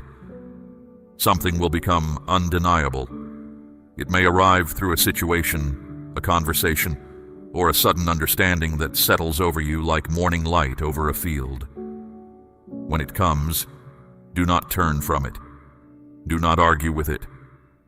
This truth is not coming to wound you. It is coming to point you, and a person who refuses the pointing wanders twice as long. Let what becomes clear stay clear. Fear will try to talk you back into fog. Refuse it. A situation will ask you to stand firm, while everything in you leans toward retreat. The decision in front of you will feel heavy, and stepping back will look so reasonable. Stand anyway, not in stubbornness, but in trust. What you face in that hour is not greater than what I have placed within you, and I would not have led you to that ground if the ground could not hold you. Remember who walked you here. The same one stands beside you there. Your thoughts may scatter under the pressure, pulling in 6 directions at once, each one demanding to be followed. This is not evidence that you are failing. It is simply the noise that always gathers at a threshold. Quiet your mind. Come down beneath the noise to the still place where my voice lives. Chaos speaks in crowds. I speak in stillness. The direction you need will be waiting there, as it always has been. When the pressure feels like it is arriving all at once, remember that you were never asked to carry all of it at once. Take the peace that belongs to today. Leave tomorrow's peace where it lies. I divide burdens into days for a reason, and the person who gathers up a whole month of weight in one morning collapses under arithmetic I never assigned. One step, then the next. I am in each of them. An urgency will rise in you near the end of this stretch, and it will be clean urgency, not panic. It will feel like something in you waking, reminding you that your hours matter and your strength has a purpose. Follow it. Move with intention. What you do in this window will shape the years that lean against it. But move as one who is led, not as one who is chased. There is a difference, and your peace will always tell you which one you are. You will be asked, one final time in this season, to be honest with yourself at a depth you have avoided. Whatever you have kept in the drawer, whatever you have promised yourself you would look at later, will ask for its hour. Give it the hour. Truth only frightens you from a distance. Up close, it turns out to be the door, and on the other side of that door is a lightness you have not felt in years. Then, after the pressing, comes the settling. Hear this promise and keep it near. The intensity will not last forever. There will be a moment when the noise thins, the dust comes down, and clarity takes its seat where confusion sat. In that stillness you will see the whole design, how each strange turn fed the road, how each closed door aimed you, how each hard week built what the easy weeks never could. Understanding will arrive like rain after long heat, and with it peace. You will look back at the person who first heard this warning and realize you are no longer that person. Your thoughts run in newer channels. Your responses carry more weight and less noise. Your faith has moved from your vocabulary into your spine. This is what I intended from the first word of this message, not merely to warn you, but to change what the warning found. So gather what you have heard and hold it with both hands. Something serious is entering your life, and now you know its purpose. It comes to test, and the testing will prove you. It comes to expose, and the exposing will free you. It comes to remove, and the removing will make room. Nothing about it is outside my sight, and nothing about it is beyond my reach. You have been told before it arrived, which means you will recognize it when it comes, and recognition is half the victory. Walk into these days with your head lifted. Keep your spirit quiet and your ears open. Refuse the counterfeit urgencies and honor the true ones. Guard your integrity in the small hours when no one is recording. Choose the stretching road over the shrinking one. Release what cracks and build only on what holds. And when the decisive moment stands before you, breathe. Remember this word and take the step I show you. I am not sending you into this season. I am walking you through it. There is a difference between a message shouted from a distance and a hand held along the way, and you have both today. The shout that woke you and the hand that stays. Others will wonder how you kept your footing when the season shook. You will know. You were told. You listened. And the one who told you kept every syllable of his word. My beloved, receive this final blessing over everything that is coming. May your eyes stay clear when others are clouded. May your heart stay soft without becoming weak, and firm without becoming hard. May every false thing fall away from you gently, and every true thing root itself deep. May you enter the testing hole and leave it stronger, and may the purpose I wrote for you find you standing exactly where I need you, at exactly the hour I need you there. The path from this moment forward is not empty. It is prepared, and it is watched, and it ends in something worth every step it costs you. What comes next for you is not small, and heaven is not distant from it. Rise each morning of the season, and remember, you were warned in love, armed in advance, and accompanied the entire way. Nothing that comes can take from you what I have placed in you. Nothing that leaves can carry away what I have promised you. Stand in that, and you will not be moved. Say, "Yes, Father, I am ready," if you will walk this season with me. We run on viewer support only. For exclusive member-only content, scan the QR or see the pinned comment. God bless you.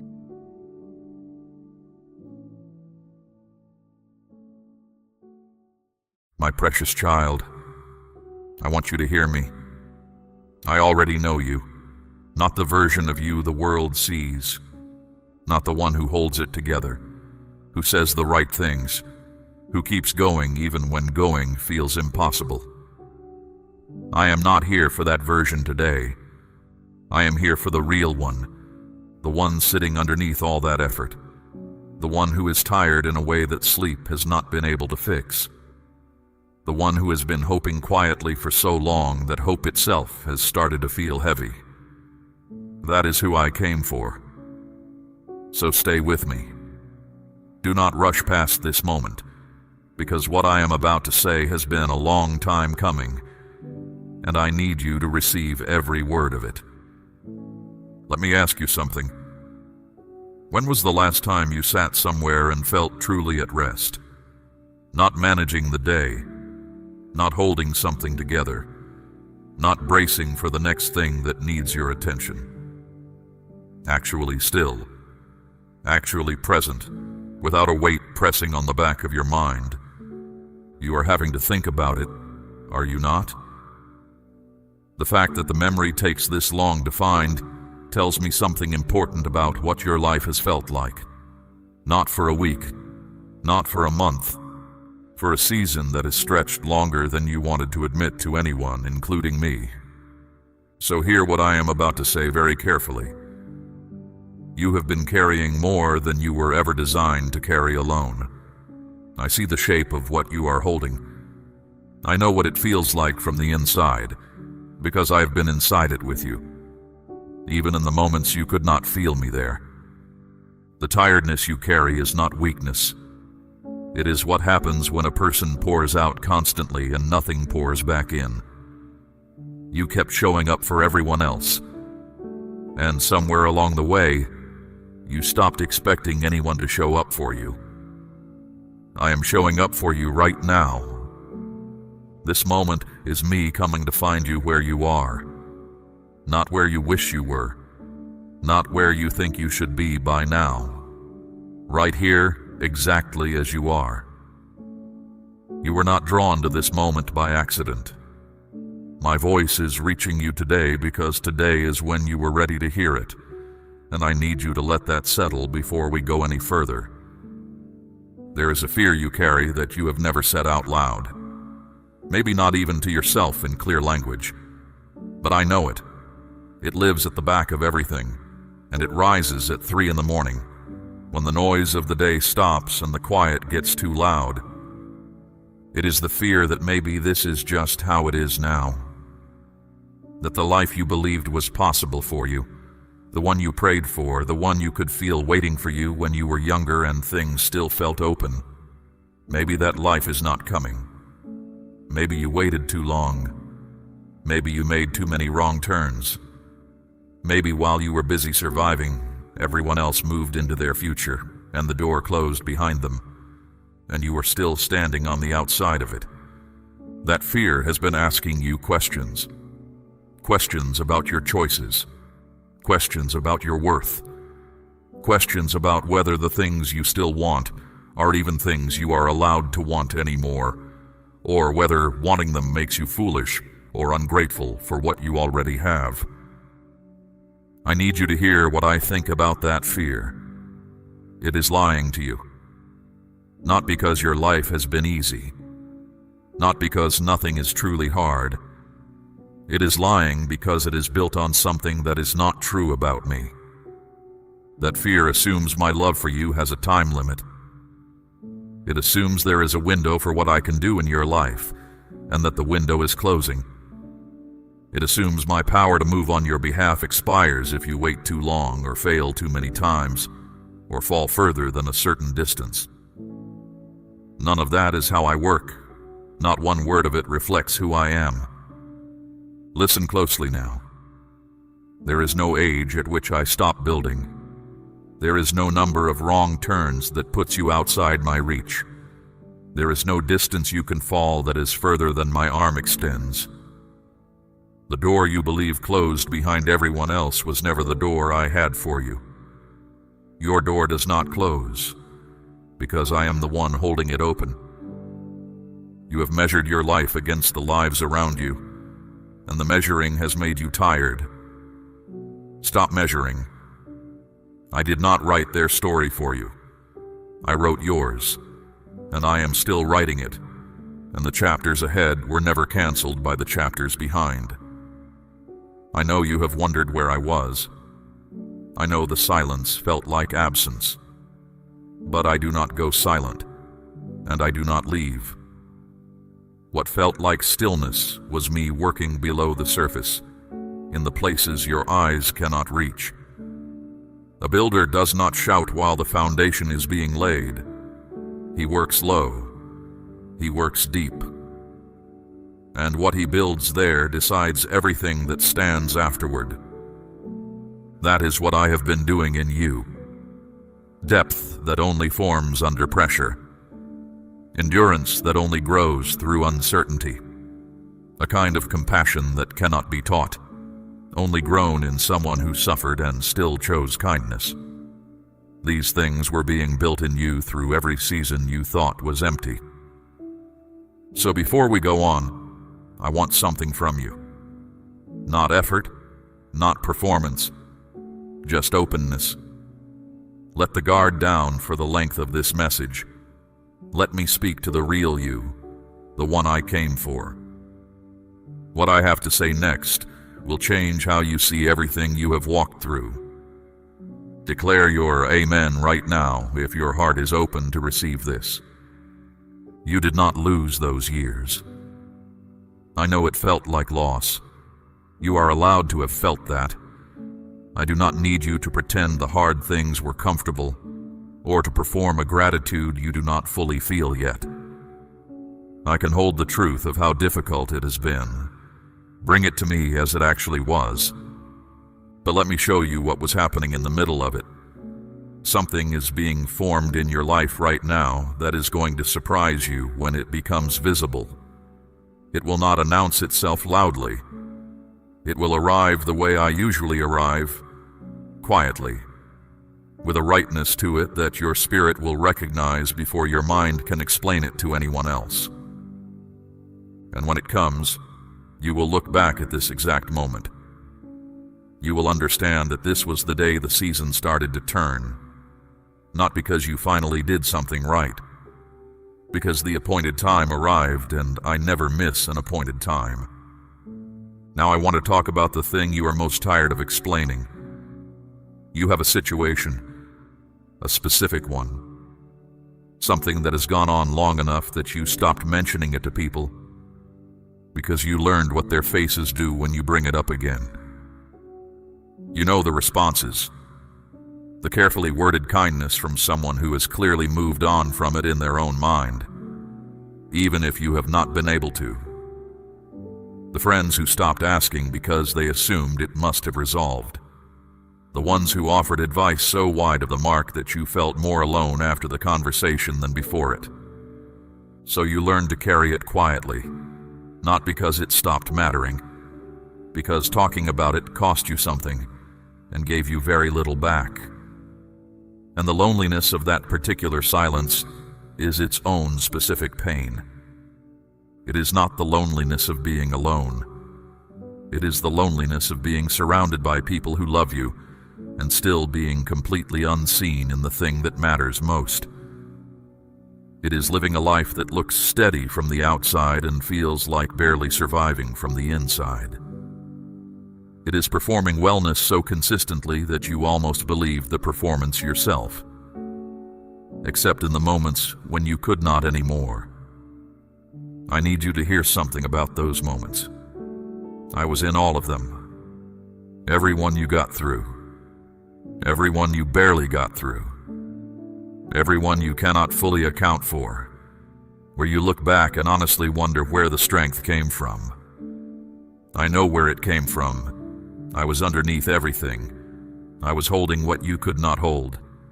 I was keeping things from breaking that would have broken without my hand on them.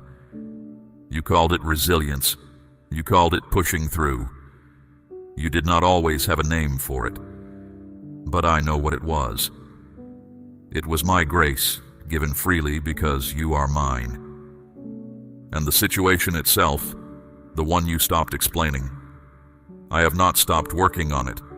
Hear that clearly. People moved on from it. I did not. Their attention faded. Mine never wavered. While you were learning to carry it silently, I was arranging things around it that you could not see. You do not need to convince me it matters. You do not need to find fresh words for a prayer you have prayed 100 times. I heard it the first time. I have heard it every time. The repetition never bored me. Each time you brought it back to me, I saw a person who refuses to stop believing, and that refusal moves my heart more than eloquence ever could. I want to tell you what your endurance has been doing. Every day you kept going, something was being established in you. Not just survival, authority. There is a kind of trust that can only be spoken about by someone who has walked through the dark with it. You are becoming someone whose words about me will carry weight, because they were paid for. There are people you have not yet met who will need what you are carrying. They will need someone who understands the long silence, the unanswered question, the year that would not end.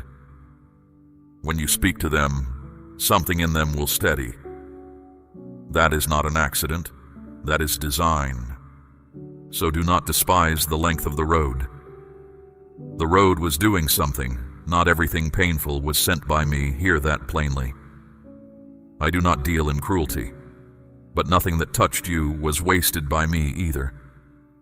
I take what was meant to break you and I fold it into your strength. That is one of the things I do best. You have asked me why more than once. Why this situation? Why this long? Why you?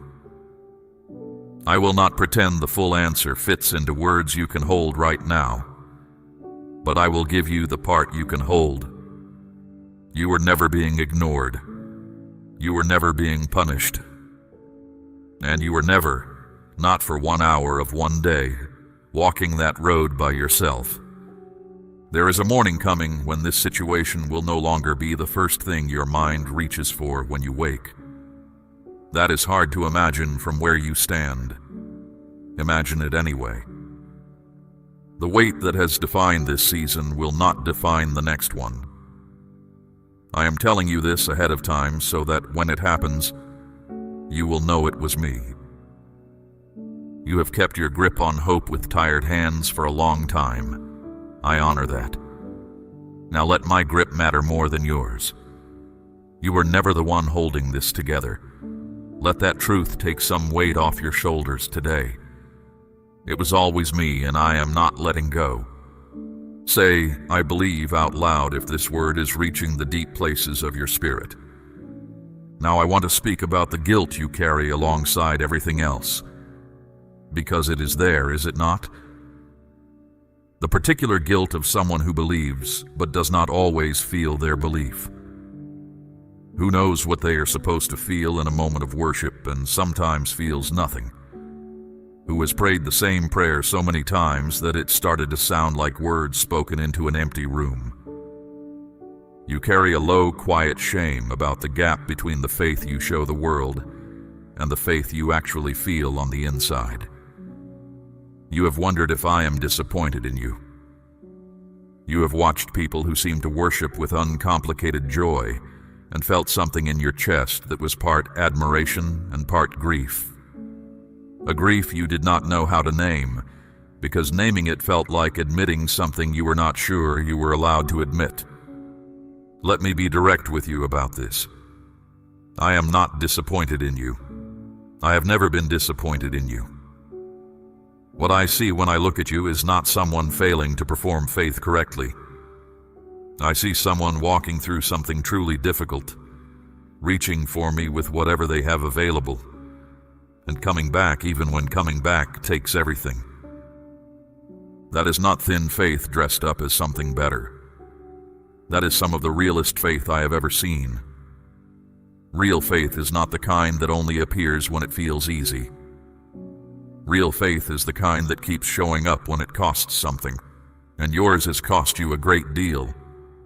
Feelings rise and fall like weather. Faith is not weather. Faith is the ground you stand on while the weather changes. On the days you felt nothing and still turned toward me, your faith was not smaller. It was purer. It was faith with nothing propping it up. Heaven sees those days differently than you do. And because faith is proven by what it is willing to place in my hands, I want to invite you into an act of trust. My child, I am asking you to place a portion of what you have, something of real weight, upon the altar of this work, as gold laid on the scales of this calling. Let it be a seed sown into deep water, an offering set on stone, not held back in fear. This is proof that your trust rests in my hand to provide, and that your heart no longer clings to lack. What you release in faith does not leave your life. It moves ahead of you, into the harvest I am preparing. Now let me keep speaking to your heart, because there is more I want you to understand about who you are to me. What I am building in you today is not a feeling that fades by tomorrow morning.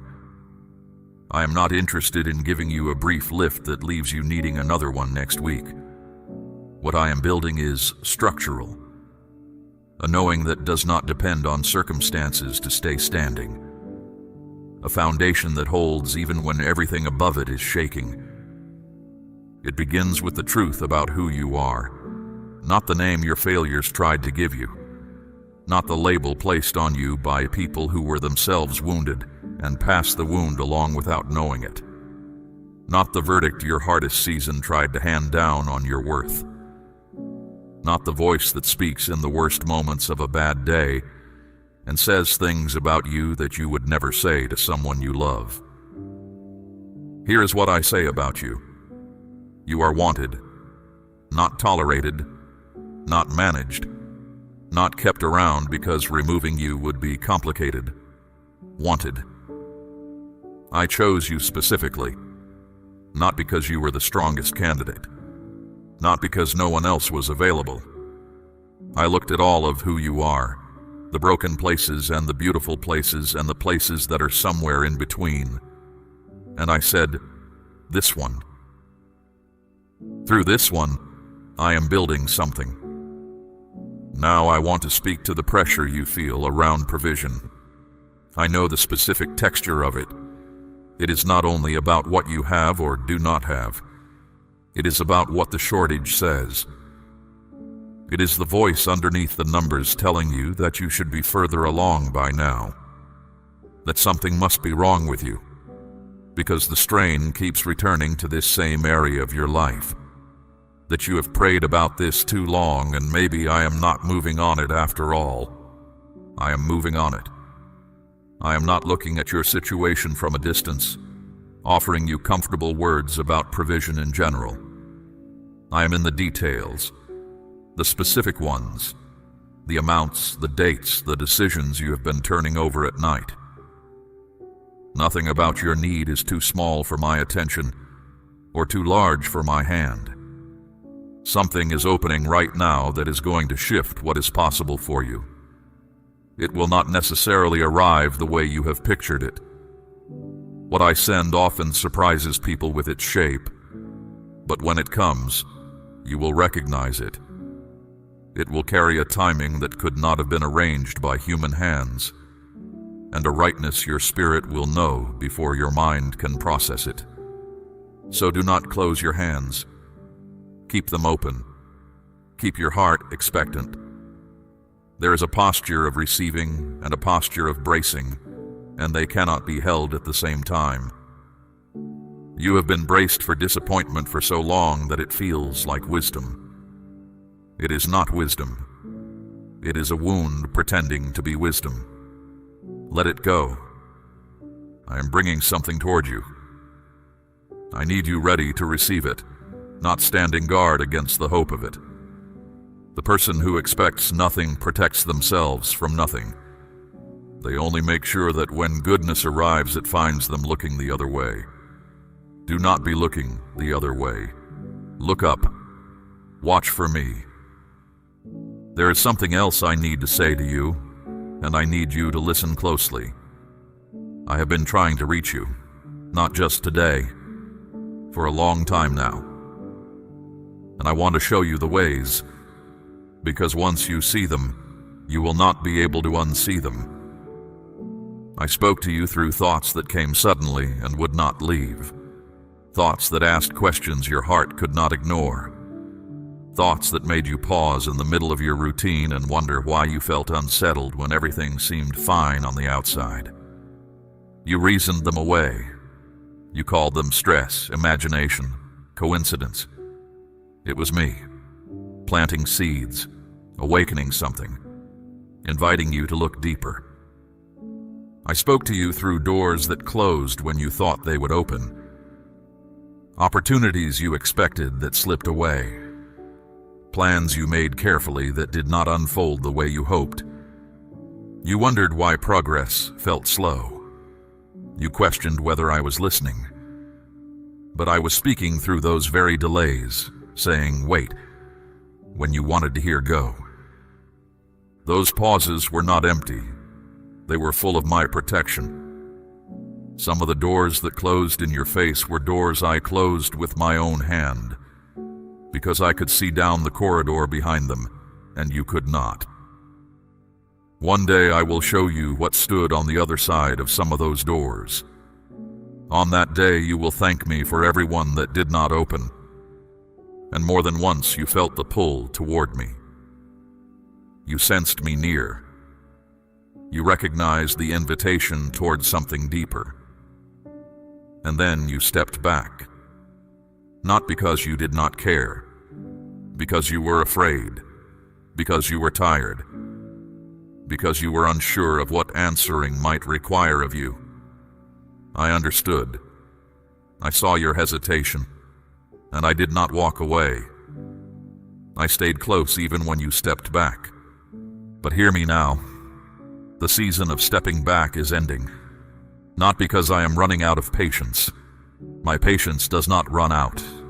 It is ending because you are ready now in ways you were not before. Your questions have changed. Your prayers have matured. Your awareness has sharpened. This word could not have come earlier because you would have misheard it. It comes now because you are finally able to receive it fully. Let me describe what the distance has been doing so you can recognize it. You wake restless without knowing why. You lie awake in the smallest hours, wondering why sleep does not restore you anymore. Small things unsettle you more than they used to. A conversation that would not have bothered you before now circles in your mind for hours. Decisions that once came with peace now feel heavy. You second-guess yourself more than before. You ask for opinions on things you used to know instinctively. Your days are full, but your heart feels empty. You are active without feeling aligned, moving without arriving, functioning without flourishing. You smile through the day and then sit in silence when it ends, questioning everything. You show up for others and quietly wonder who shows up for you. You give encouragement you struggle to receive. You point people toward hope you have half stopped expecting for yourself. This is not punishment. I want that to be unmistakably clear. This is not me being cruel or distant. This is what happens when a soul drifts from its anchor. The unease you feel is not a sentence. It is a signal. It is your spirit telling you the truth your schedule has been drowning out. Something in you knows where home is, and it aches when you live too far from it. And the confusion that has felt thicker for you lately, the fog over your decisions, the sense that clarity keeps slipping through your fingers. Hear me. That fog is not who you are. It is not your portion. It is not your inheritance. I am lifting it. Even now, as my voice reaches you, something in your mind is settling that has been unsettled for a long time. Clarity is being restored to you. Not all at once. I rarely work all at once. But the direction you have been missing is returning. The next step is becoming visible. And I will tell you what I tell all my children about next steps. You do not need to see the whole road. You only need to see the next step and take it. I am not asking you to fix everything.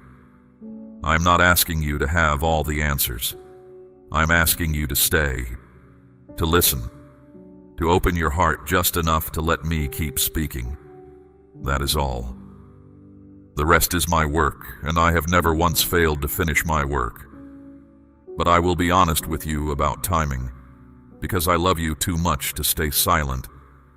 Some things are available now that will not be available in the same way later. Not because I withdraw. I do not withdraw. But seasons change. Circumstances move. People move. There is a rhythm to what I am doing in your life, and this moment is part of that rhythm. Postponing has felt safe to you. It is not safe.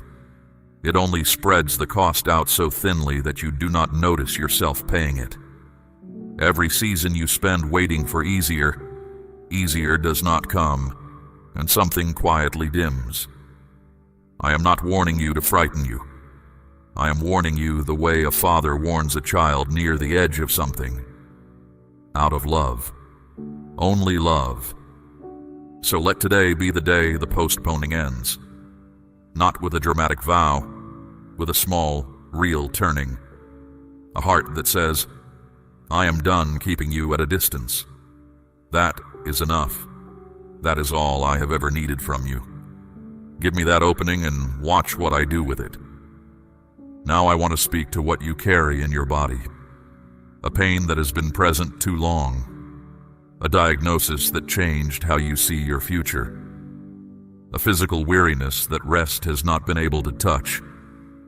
Something in your body that has been narrowing the space of what feels possible. I see your body, not just your spirit.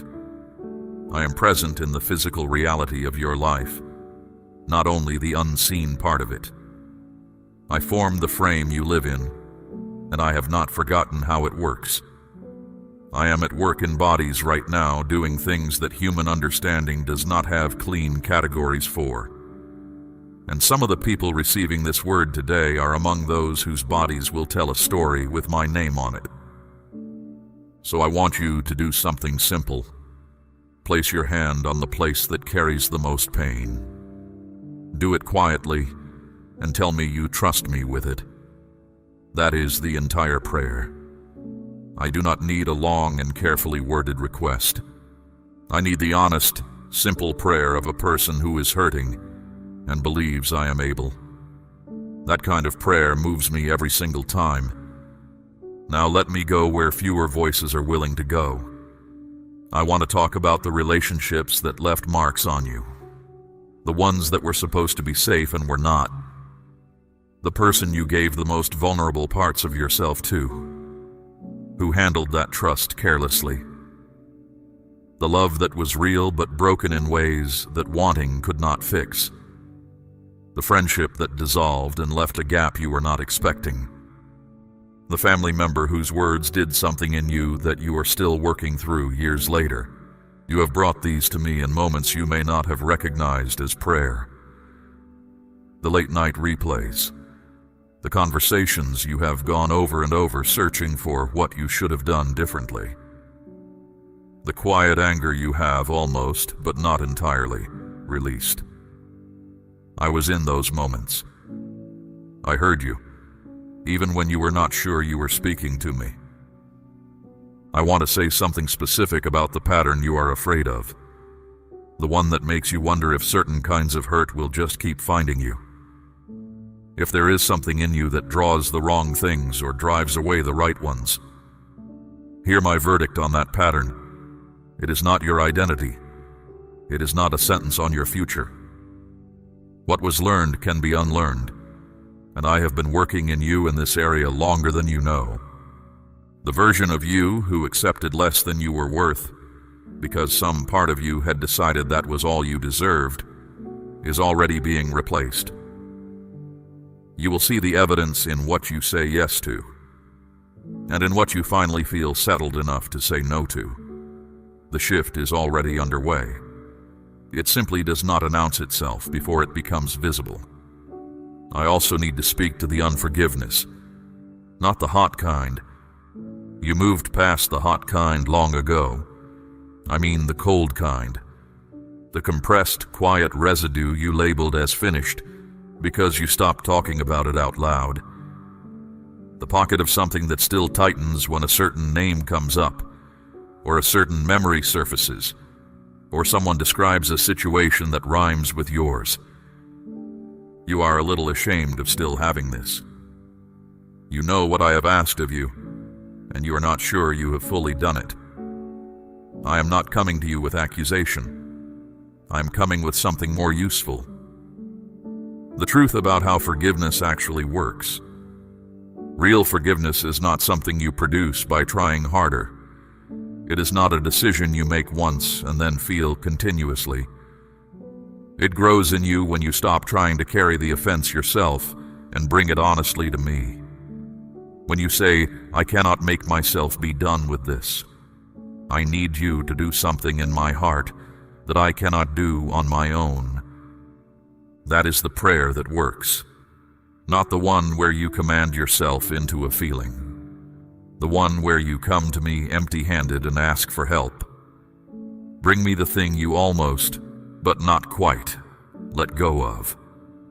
I will carry the rest of it, and the space it leaves behind will not stay empty. I will fill it with a peace that makes more sense of what happened than the holding on ever could. Understand why this matters so much to me. It is not that I am keeping score of your obedience. It is that unforgiveness is a weight tied to your ankle by someone who is not even walking beside you anymore. They are gone, and you are still carrying the heaviest thing they left behind. I want it off you, not for their sake, for yours. And when it lifts, you will notice things you had stopped noticing. Sleep will come easier. Certain rooms will feel lighter. Certain memories will lose their sting without losing their lessons. Forgiveness does not rewrite the past. It releases the past's grip on your future. That release is part of the restoration I am bringing you. Do not be discouraged if the letting go happens slowly. Some chains fall off in a moment. Others loosen little by little, day by day, prayer by prayer. Both are my work. What matters is the direction, not the speed.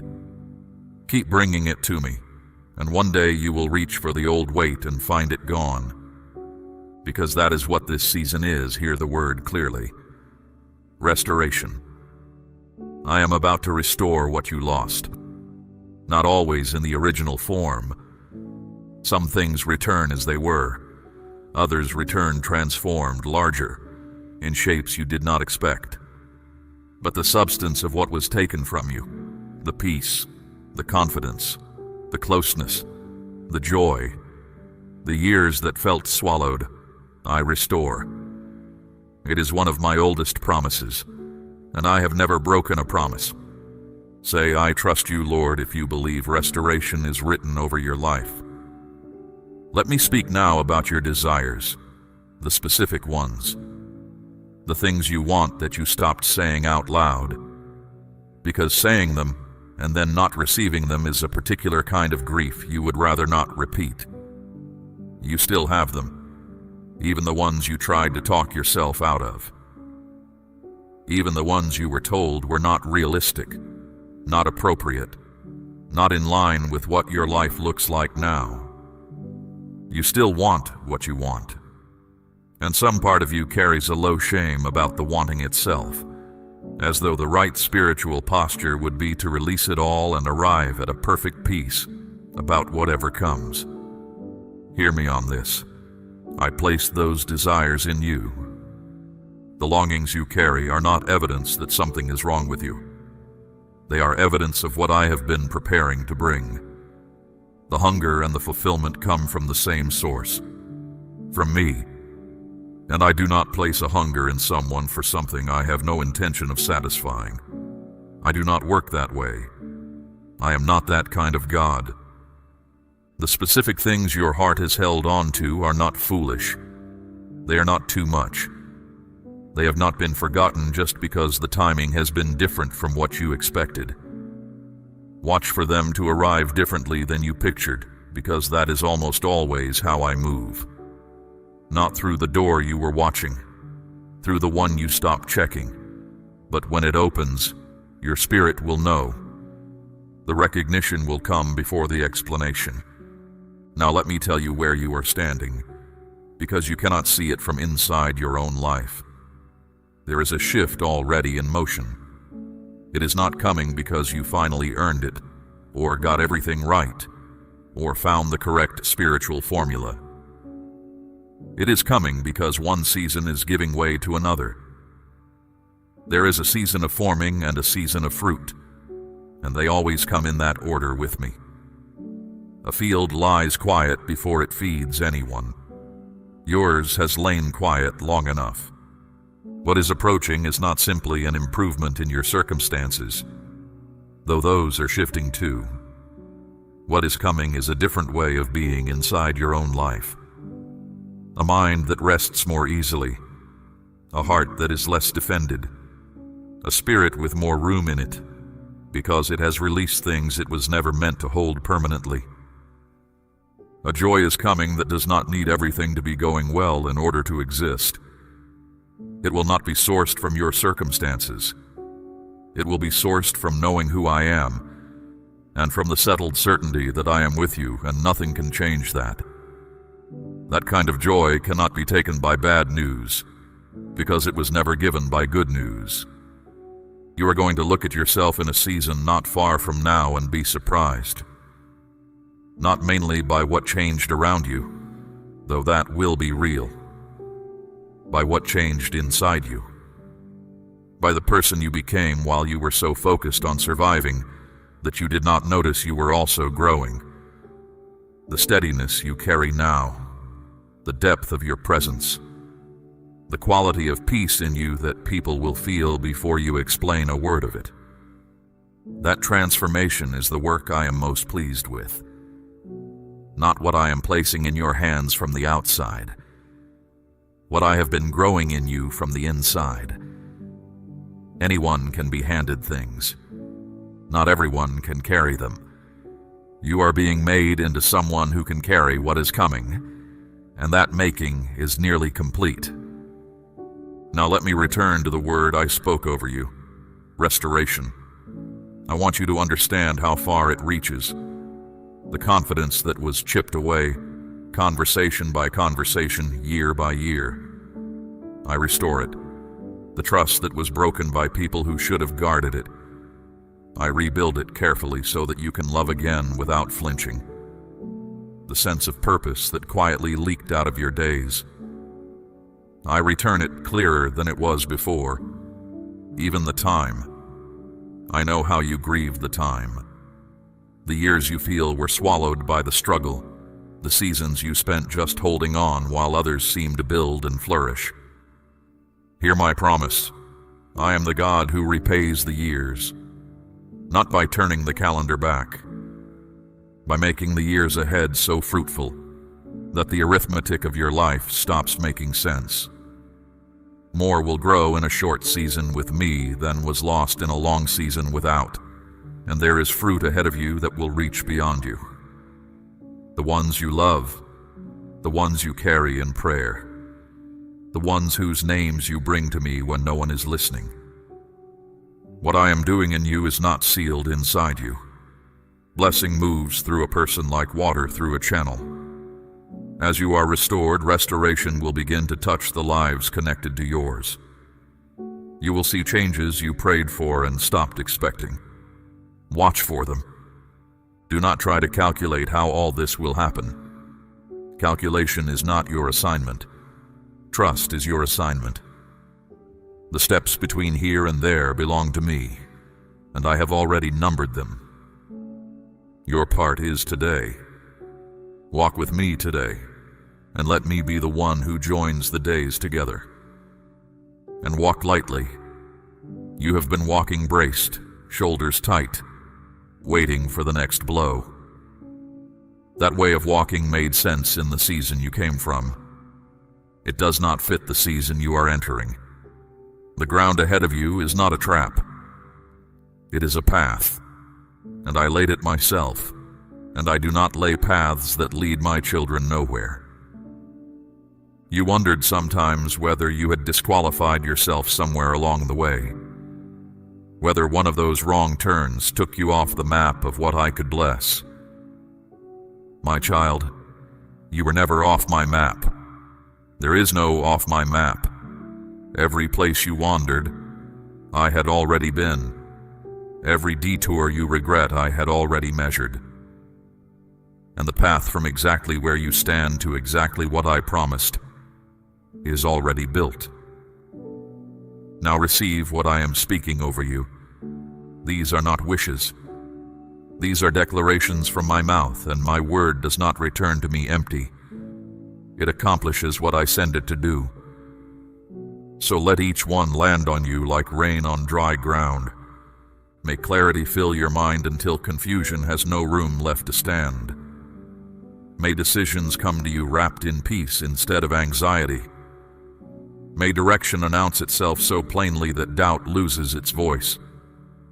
May you walk in such certainty that hesitation becomes a stranger to you. May wisdom guide you.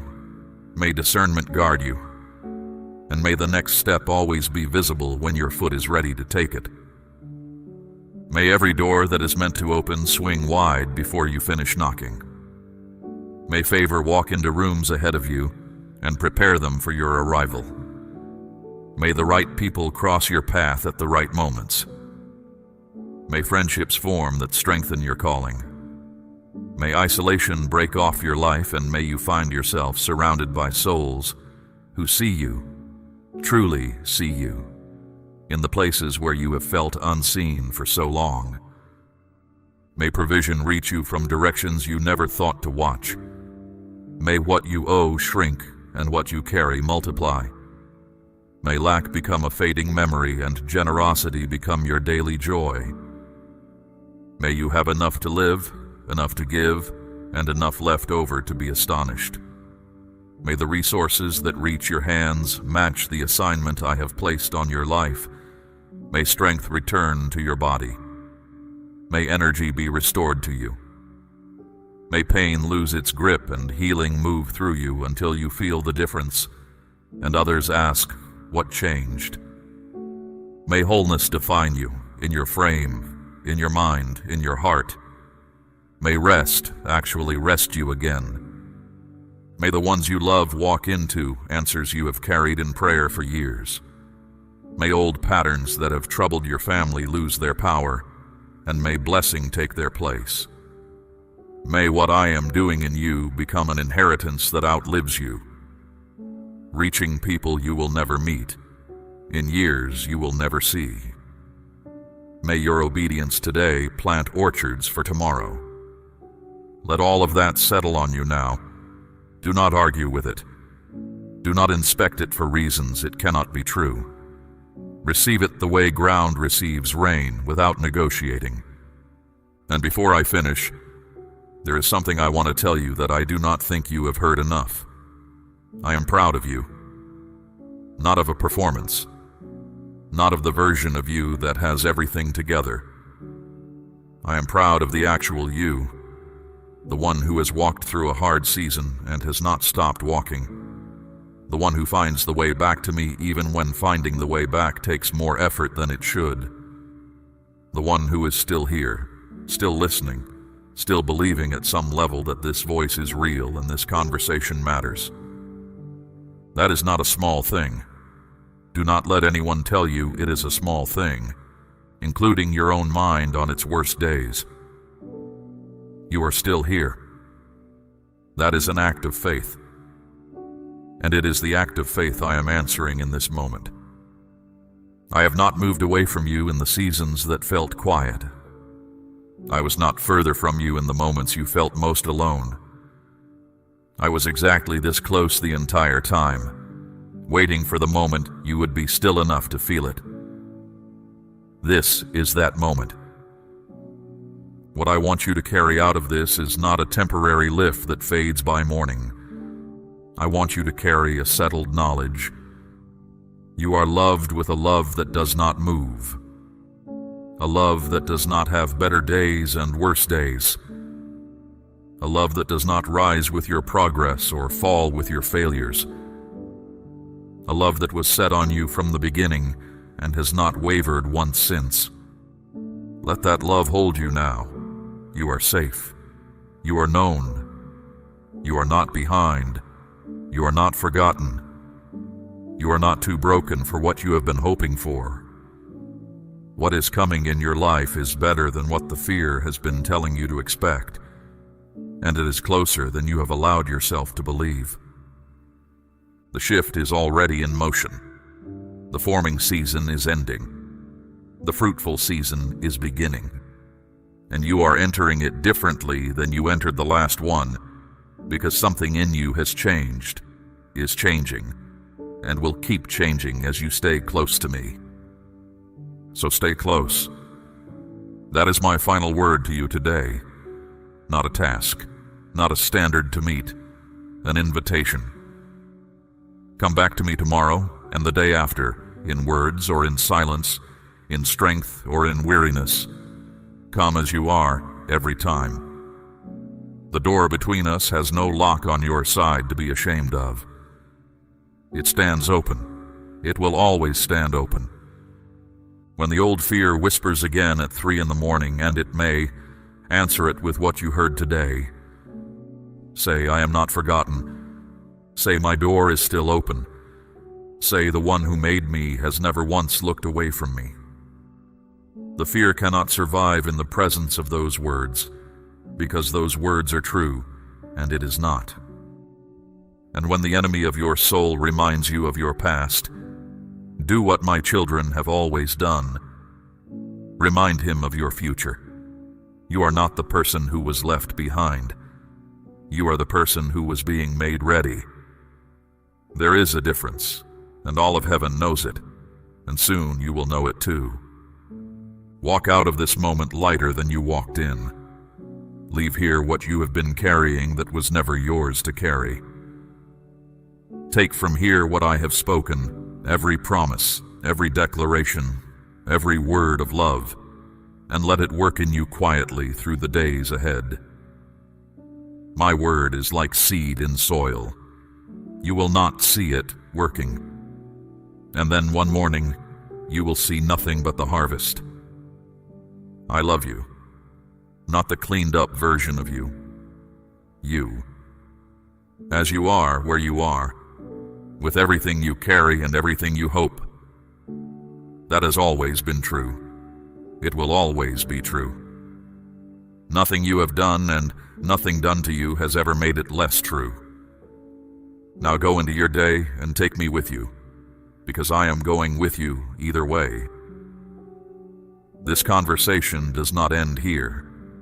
It simply changes form. I am in the morning you wake into. I am in the room where the hard thing waits. I am in the quiet at the end of the day. Listen for me. I will not stop speaking to the heart that wants to hear. Say, yes, Lord, I receive it all if you are ready to walk forward with me. We run on viewer support only. For exclusive member-only content, scan the QR or see the pinned comment. God bless you.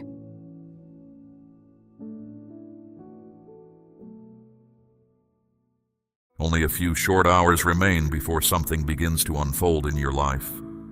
And I am speaking now because you were not meant to face it unaware.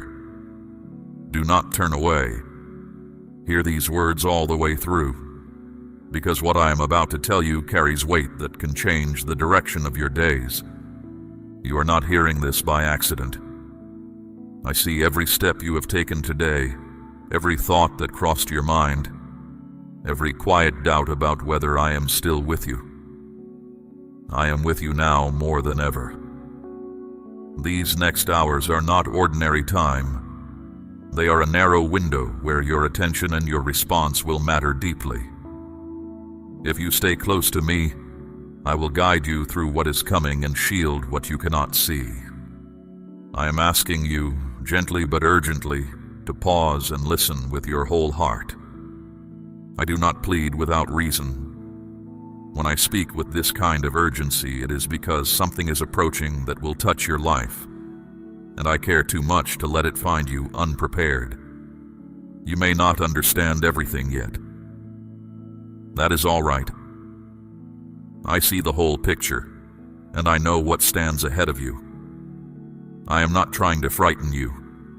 I am preparing you, steadying you, keeping your feet from stumbling in a place you have never walked before. You have been distracted, and I say that with love, not judgment. Life has pulled you in many directions. Louder voices have made it easy to miss the quiet one inside you, but that quiet voice has been mine. I watched you hesitate. I watched you move on too quickly when something important was trying to reach you. This time you stayed, and that choice matters more than you know.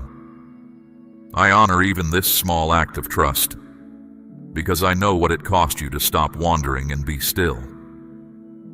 Something is shifting, and it is closer than you think. It is not something to fear, but it is something to take seriously. What has been hidden will begin to show itself. What has been confusing will start to make sense. I need you grounded and aware, so that when it happens, you do not react out of panic or confusion. Stay near to me, and I will keep your mind calm and your spirit steady, the way deep water stays still even when wind troubles the surface. If you believe I am speaking to you in this moment, declare your Amen now. Perhaps a part of you wonders if these words are truly for you, or if you are only imagining it. Let me settle that question. I am speaking to you because you were chosen to hear this at this exact hour. You are not forgotten. You are not overlooked, even if life has made you feel that way. I have been guiding you in seasons when you thought you walked alone. Every delay, every pause, every redirection has carried a purpose you are only now becoming ready to understand. These next hours are not about dread. They are about awareness. Something may come to your attention, or a situation may reveal itself in a way that surprises you. When that happens, do not react quickly. Do not speak in haste. Do not let fear make your decisions for you. Come back to me in that moment, even silently, and I will show you your next step. One unhurried breath in my presence is worth more than 100 rushed words. There is strength inside you that you have not fully used. I placed it there for moments exactly like this one. You are not weak, even if you have felt tired. You are not unprepared, even if things feel uncertain. I have been building you quietly, teaching you through everything you have lived, shaping your heart to trust me more deeply than before. What is coming will not destroy you. It will reveal truth. And truth has always been your friend, even when it arrives without warning. Sometimes clarity comes suddenly, and it can feel shocking because it breaks what you were used to believing. But that breaking is necessary so truth can stand upright in your life. I will not let harm reach you while you stay close to me, and I will not allow confusion to rule your mind. You are protected even now in ways you cannot measure. My presence surrounds you. My hand rests over your life like a roof over a house in the rain. I know what you have been carrying quietly, the worry you have not spoken aloud to anyone. You do not have to carry it alone anymore. I am stepping closer to you in this hour. Let yourself feel that closeness instead of pushing it away as you have before. Walking away again would only delay what you are meant to understand, and you have already lost enough clarity to the times you turned aside. Notice how your heart has quieted, even a little since you chose to remain. That settling is not coincidence. It is what happens when a soul stops running and turns toward the voice that has been calling it. You were made to know this stillness. It has been waiting for you longer than you have been avoiding it. So stay with me now. Let the noise of the day fall silent around these words. What unfolds in the coming hours will not be random, and you will not face it blind. I have seen it from far off, and I have already prepared your way through it. Even if it feels intense for a moment, it will not last forever. I will carry you through it step by step, and I will not leave your side. Trust me in this, even when your mind argues. Your mind sees only the road behind you. I see the road ahead. Now let me tell you what these hours hold. There is something that has been forming quietly in your life, and it has reached the point where it can no longer stay hidden. It may be tied to a decision, a person, or a situation that has felt unclear for a long time. You have sensed that something was not fully right. You did not have the whole picture, so you kept moving, Now the picture is coming together, and what once confused you will soon make sense. When it becomes clear, your first reaction may rise from emotion. Do not follow it. Your true strength lives in stillness.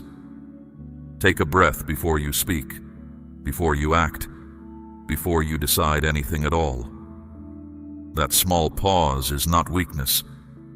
It is the doorway through which my wisdom enters. In that quiet second, I will show you the right way forward, and you will move without regret trailing behind you. You have been tested in smaller ways before, and every one of those moments taught you something, even when it did not feel like teaching. You are not stepping into unfamiliar ground. You are stepping into something you have been trained for without knowing it. Nothing you have lived through was wasted. Not the closed doors, not the delays, not the seasons that seemed to circle without arriving anywhere. Each one was a stone laid in the road that brought you here. There may be a truth that comes forward and changes how you see someone or something. That change may sit uncomfortably at first, but it is necessary. You cannot walk forward in truth while your hands are full of illusions. I am removing what does not belong so you can receive what does. This is not loss. This is protection wearing clothes you did not expect. Do not hold on to things simply because they are familiar. Familiar does not always mean right. Sometimes you stay in situations because they are known, even when they quietly wear you down. Be honest with yourself in this hour. What you are shown clearly, you must not pretend you did not see. Denial will keep you circling the same ground. Truth will set your feet on a new road. My precious child, there is also a deeper trust I am building in you. It is easy to trust when life is calm and predictable. Real trust is formed when things feel uncertain, and you still choose to stay near me. That is the kind of trust that carries a person through anything, and you are growing into it right now, in this very moment, simply by continuing to listen. Say your amen aloud if your heart receives these words. Pay attention to what you feel in your spirit as things unfold. A settled peace or a quiet unease. These signals are not random. They are part of how I guide you. Your spirit often recognizes truth before your mind can explain it. When a thought keeps returning to you, do not swat it away. It is returning because there is something in it you need to look at. Bring it to me, and I will help you understand what it means. You may notice your emotions rising like a sudden tide when clarity arrives. That is natural. Let the wave pass through you without letting it steer you. Emotions are honest messengers, but poor masters. Feel them fully, then set them down, and return to the calm I am holding open for you. Decisions made inside that calm will stand. Decisions made inside the storm will need to be unmade later, at a higher cost. Guard your thoughts in these hours. Your mind can become your strongest ally or your heaviest burden, depending on what you allow to live there. Do not let fear pull up a chair at your table. Do not let doubt speak louder than my voice. If something feels overwhelming, stop, be still, and turn your attention back to me. I will steady your thinking the way a hand steadies a lamp, so its light falls where it should. You have reacted too quickly before, and you remember what it cost. Confusion. Words you wished you could take back. Days spent repairing what haste had broken. I remind you of this, not to shame you, but to free you from repeating it. This time you will pause. This time you will breathe. This time you will listen before you move. That single difference will change how everything unfolds. Not everything that feels shocking comes to harm you. Often what feels shocking is simply truth stepping out from where it was hidden. It may be uncomfortable to look at, but it is working for your good. I am clearing confusion from your path so you can walk forward with clear eyes, even if the clearing itself feels intense while it happens. Be mindful, too, of who you speak with while this is unfolding. Not everyone around you will understand what you are walking through, and that is all right. This moment is between you and me. You do not owe anyone an explanation for what I am doing in your life. Some things are meant to stay quiet while they are still forming, the way seed stays buried while it takes root. Speaking too soon can scatter what needed stillness to grow. There is a question you have been carrying, one you have never quite said aloud. You have wondered why certain paths stayed blocked, why certain answers never came, why some things felt wrong without reason. What unfolds in these hours is connected to that question. It does not come randomly. It comes as part of an answer that has been forming longer than you realize. And remember this, for the hours ahead and for all the days after them. What I reveal because you are ready. I do not hand my children burdens they cannot lift, and I do not show them truth they cannot bear. If you are seeing it, you are able to face it. If you are facing it, I am beside you. Nothing about this moment has slipped outside my hands, and nothing about you has slipped outside my love. There is a pattern around you that has been repeating, and you have started to notice it even if you have not fully named it. Situations that look different on the surface keep leading to the same kind of ending, and it has left you weary and wondering. That is not coincidence, and it is not bad fortune. It is a cycle that has been quietly building for a long time. I am breaking that cycle now by bringing it into the light. Once you see it clearly, it loses its grip on you. The trouble I have been warning you about is connected to that very pattern. It is not a sudden thing without cause. It has been forming step by step. Every ignored feeling, every rushed choice, every moment you picked comfort over truth added one more stone to its weight. I am not blaming you. I am showing you the road so you can step off it before it reaches its breaking point. You still have time. That is why I am speaking now instead of after the damage is done. My child, I am asking you to place a portion of what you have, something of real weight, upon the altar of this work, as gold laid on the scales of this calling. Let it be a seed sown into deep water, an offering set on stone, not held back in fear. This is proof that your trust rests in my hand to provide, and that your heart no longer clings to lack. What you release in faith does not leave your life. It moves ahead of you into the harvest I am preparing. Now hear what else I must show you. There is a decision in front of you, or a path you are about to follow, that carries consequences you cannot see from where you stand. You may think it is small, harmless, just another ordinary step in an ordinary day.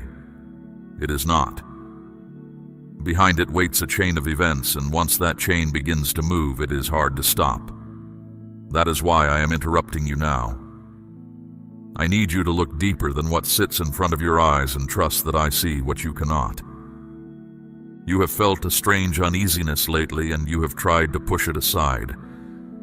You told yourself it was tiredness, or too much on your mind. But deep down you know there is more to it. That feeling is your spirit recognizing that something is not right. I have been reaching for your attention in small ways, and now I am speaking plainly because the hour is shorter than you think. Do not dismiss again what I have placed inside you to protect you. There is a specific place in your life where you have been ignoring your inner voice. You felt the hesitation. You felt the pause. But you kept moving because continuing seemed easier than stopping. That is exactly where the danger is connected. Go back in your thoughts and find the moment you felt that warning rise in you. That is the place where you must be careful. That is where the shift needs to happen. Understand something important about who you are. You are chosen, and because you are chosen, there are forces that would rather see you stumble than rise.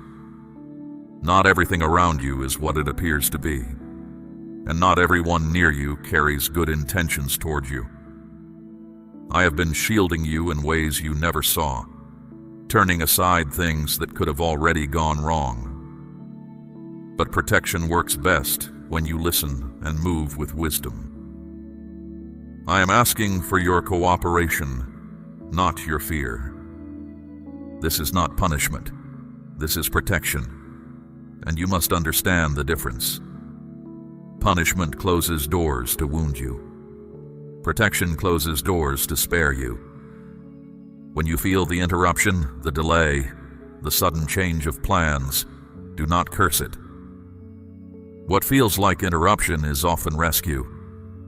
What feels like confusion is often my hand redirecting you around a pit you never saw dug in your path. The tragedy I am turning you from is not your inheritance. It was never written over your life as a final word. It is simply what waits at the end of a road I am asking you not to walk. There is a person, a habit, or a situation that has been draining you rather than building you.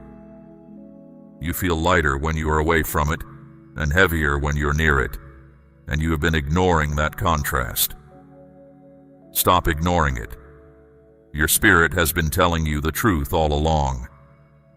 You are entering a season where separation will protect you.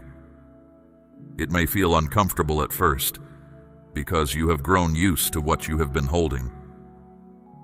But I am creating distance for a reason, and that reason is your safety and your future. Sometimes what looks like losing something is actually being released from something, before it costs you what you could not afford to pay. There is also a shift needed within you.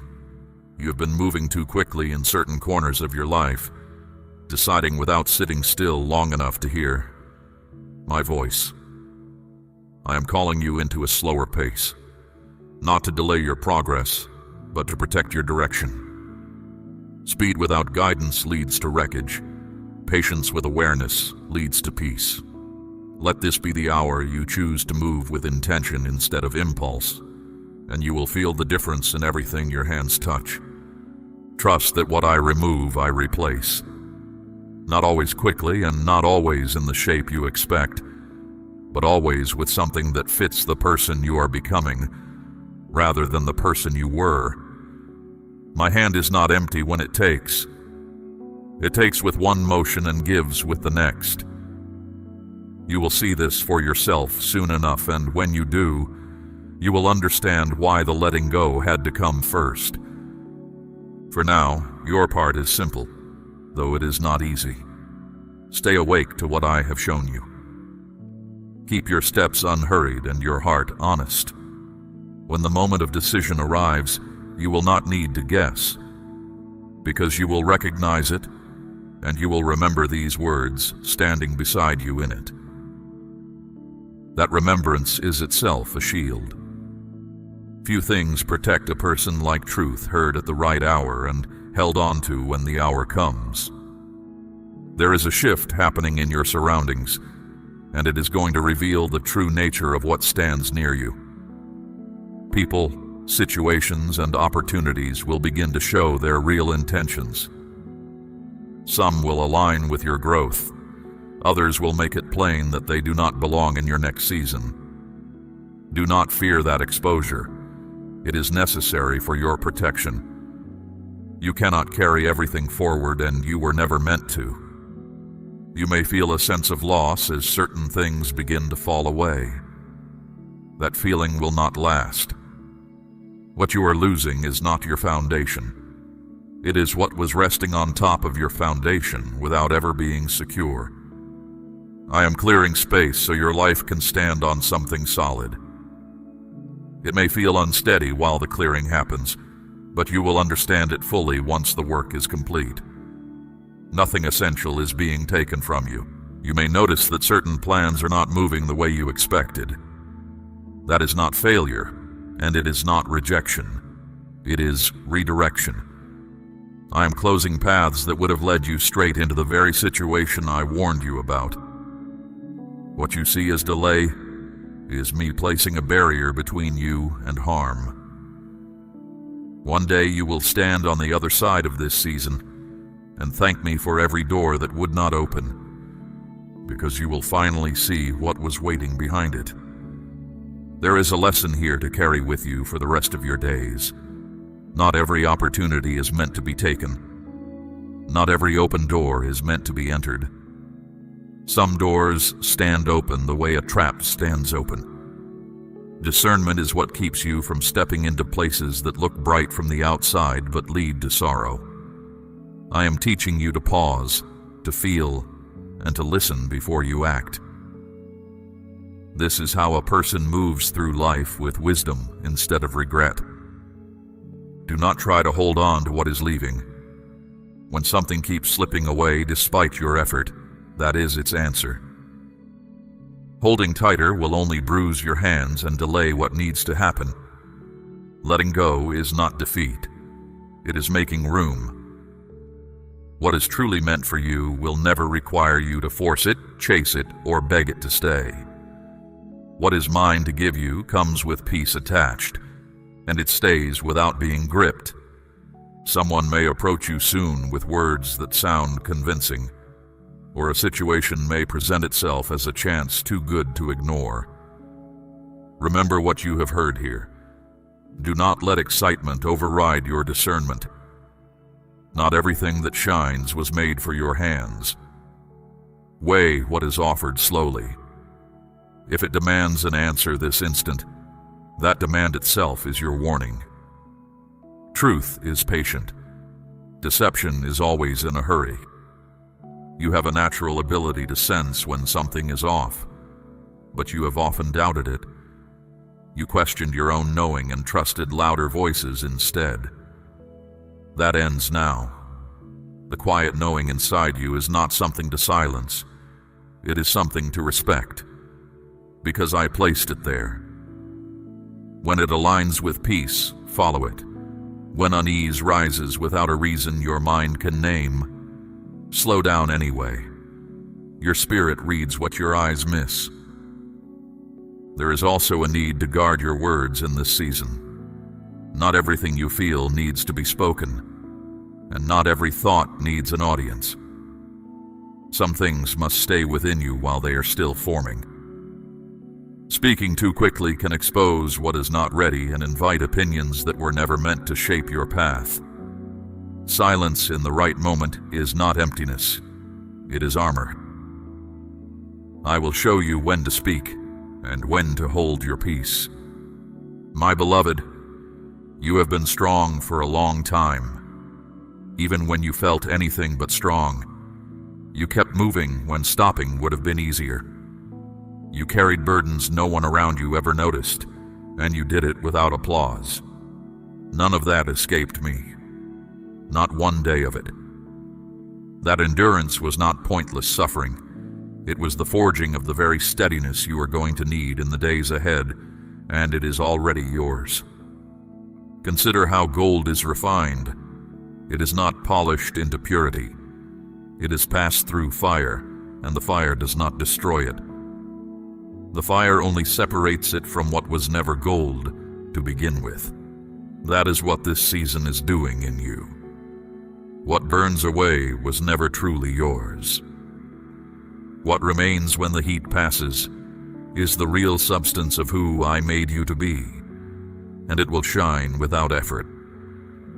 So release your grip on the familiar shape of things. Life as you knew it is being rearranged, not ruined. The ground may feel like it is moving, but it is moving toward order, not away from it. A field must be turned over before it can receive seed.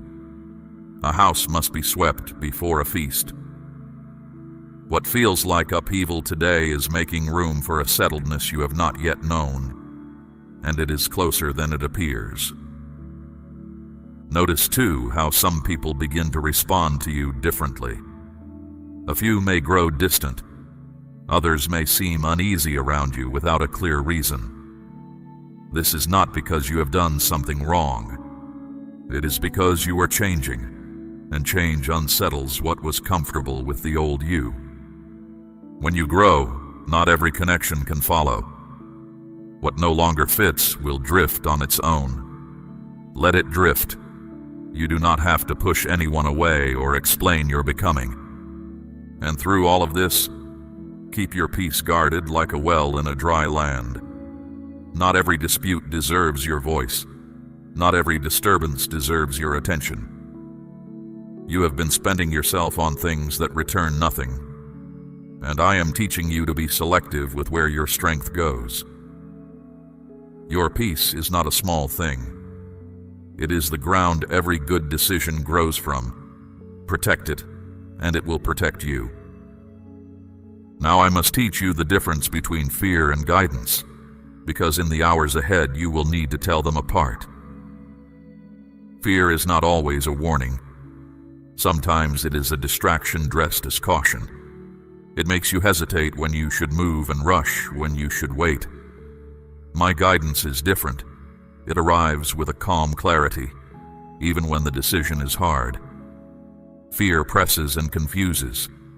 Peace settles and directs. Learn to follow the peace. You are also learning the worth of stillness. For years you have felt the need to keep moving, keep doing, keep managing every outcome with your own two hands. But stillness is where clarity is found. When you pause and let yourself listen, you begin to hear what actually matters beneath the noise of what merely shouts. That stillness is not empty time. It is the room where I meet you. Enter it daily and you will never walk far from my voice.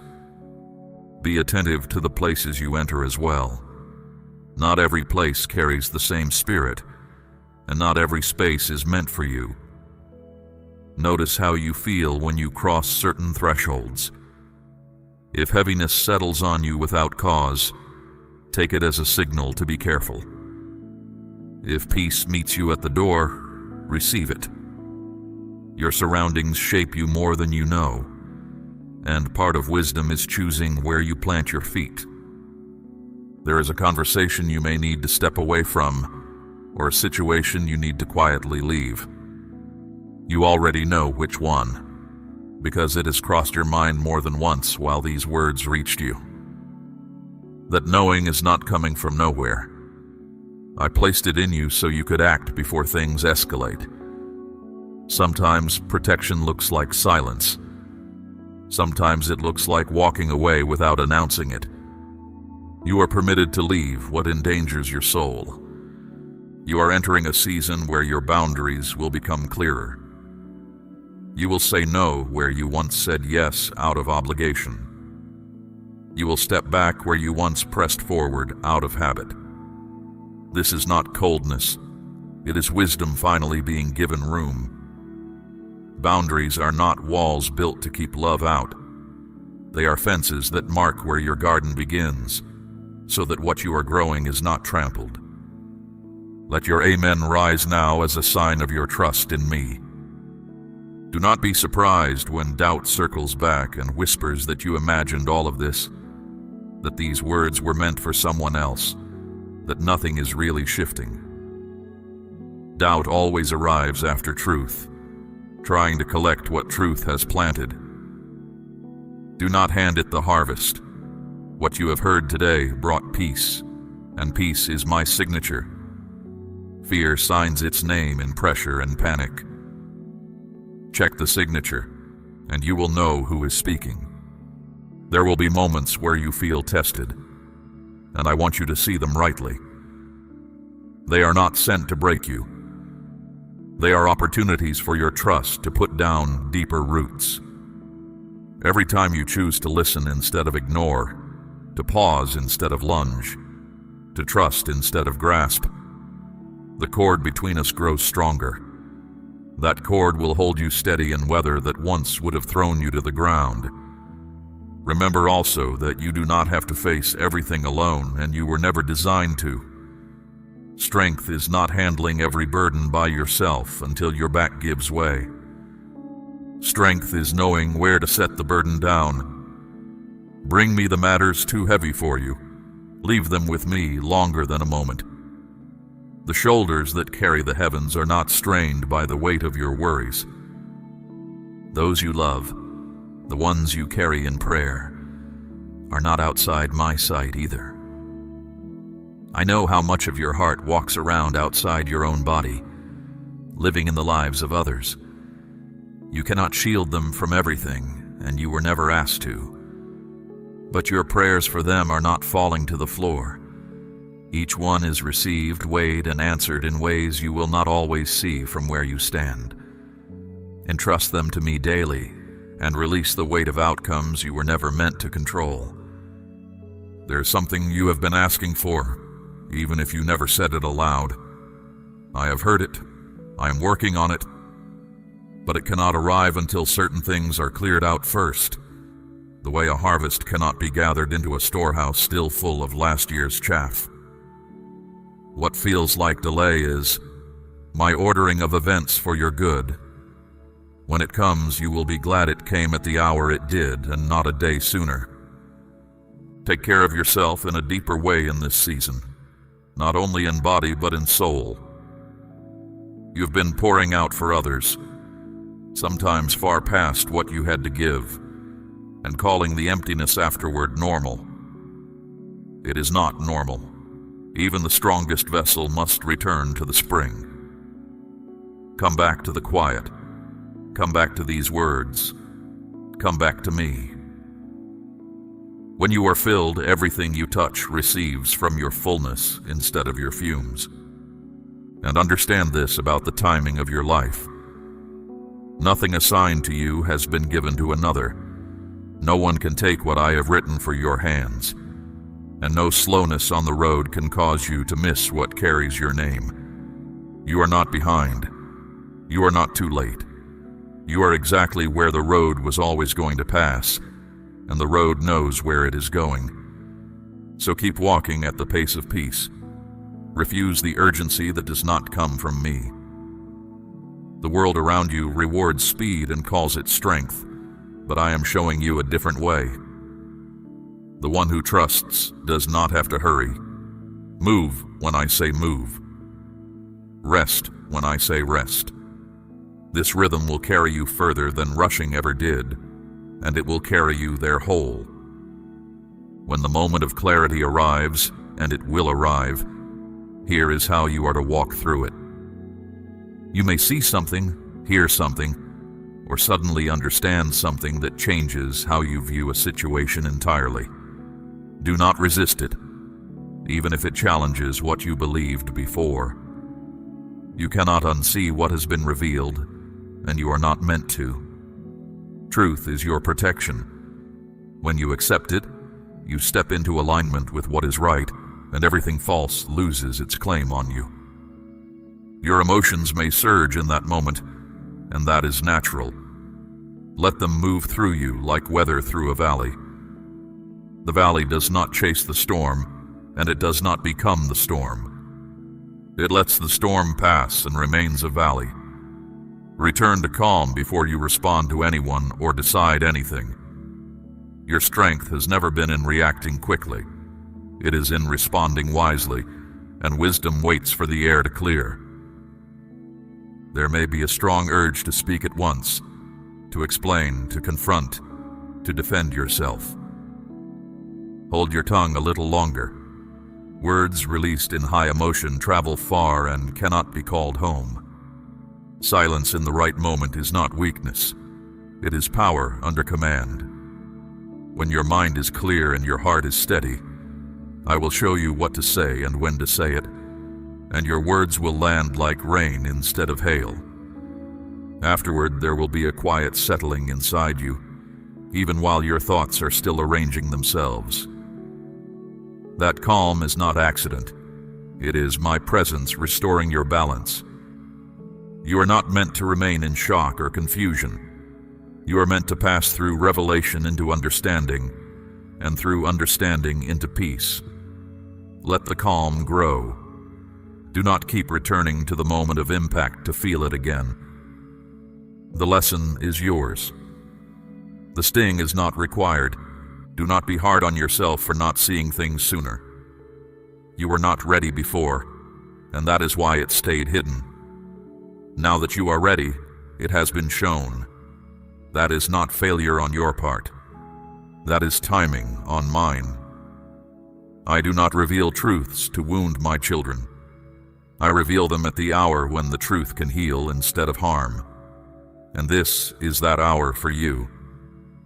You may feel a wish to return to how things were, simply because the old shape of life felt easier to hold. But you cannot go back to what you now see clearly, and in your deepest heart, you do not want to. Going back would mean closing your eyes on purpose, and no one rests well with their eyes forced shut. The new ground may feel strange under your feet, but strange is not wrong. Every promised land feels foreign in the first season. Notice what is already changing in you. Situations that once shook you are losing their power to shake. Words that once wounded you are landing softer. You are not becoming cold. You are becoming rooted. A tree with shallow roots trembles at every wind, but a tree that has driven its roots deep drinks from waters the storm cannot touch. That is what has been happening beneath your surface all this time. Your desires themselves are shifting, have you noticed? Things that once felt urgent now feel small. Things you once chased no longer call to you. That is not confusion. That is my hand adjusting your appetite to match your assignment. What you needed before is not what you need now. Growth always rewrites the list of what matters, and your list is being rewritten by someone who knows what your future requires. You are also seeing your relationships with new eyes. It is becoming plain who strengthens you and who depletes you, who celebrates your growth and who quietly resents it.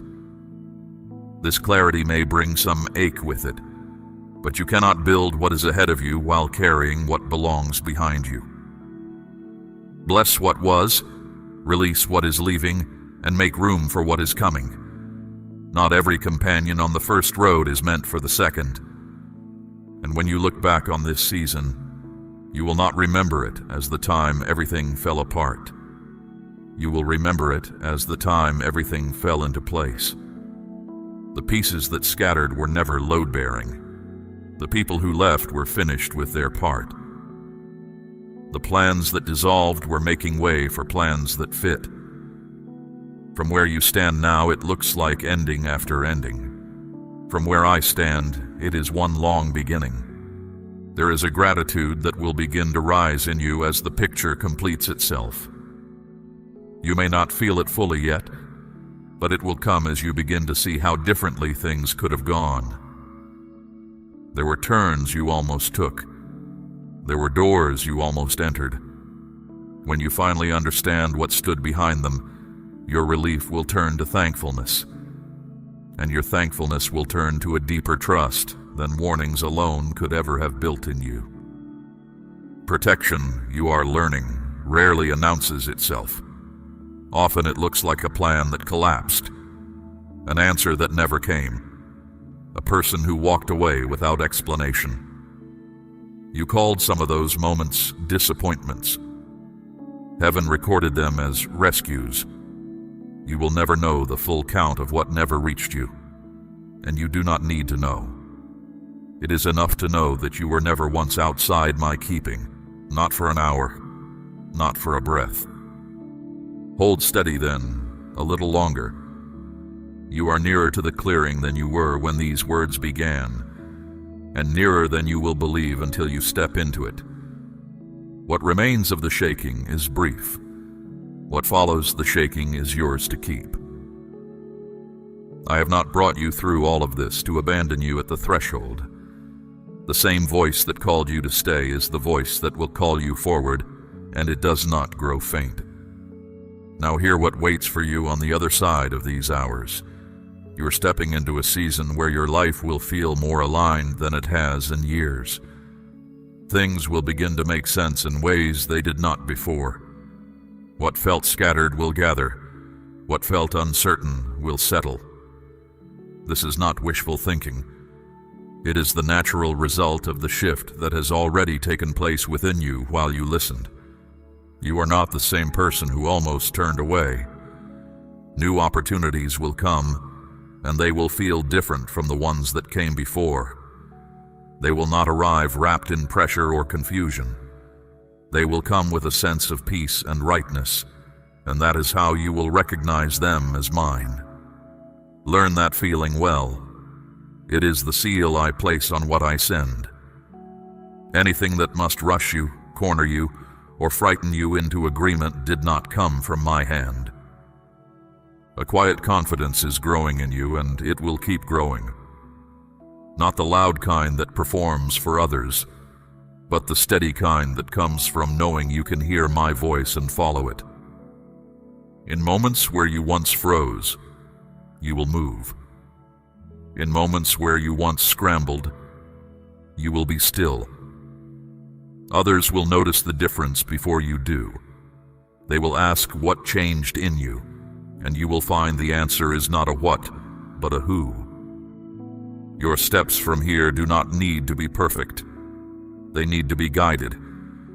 You will not receive the whole map, because the map would make you trust the paper instead of the guide. You will receive enough light for the step in front of you, and when you take that step, light for the next. This is how I have always led those I love.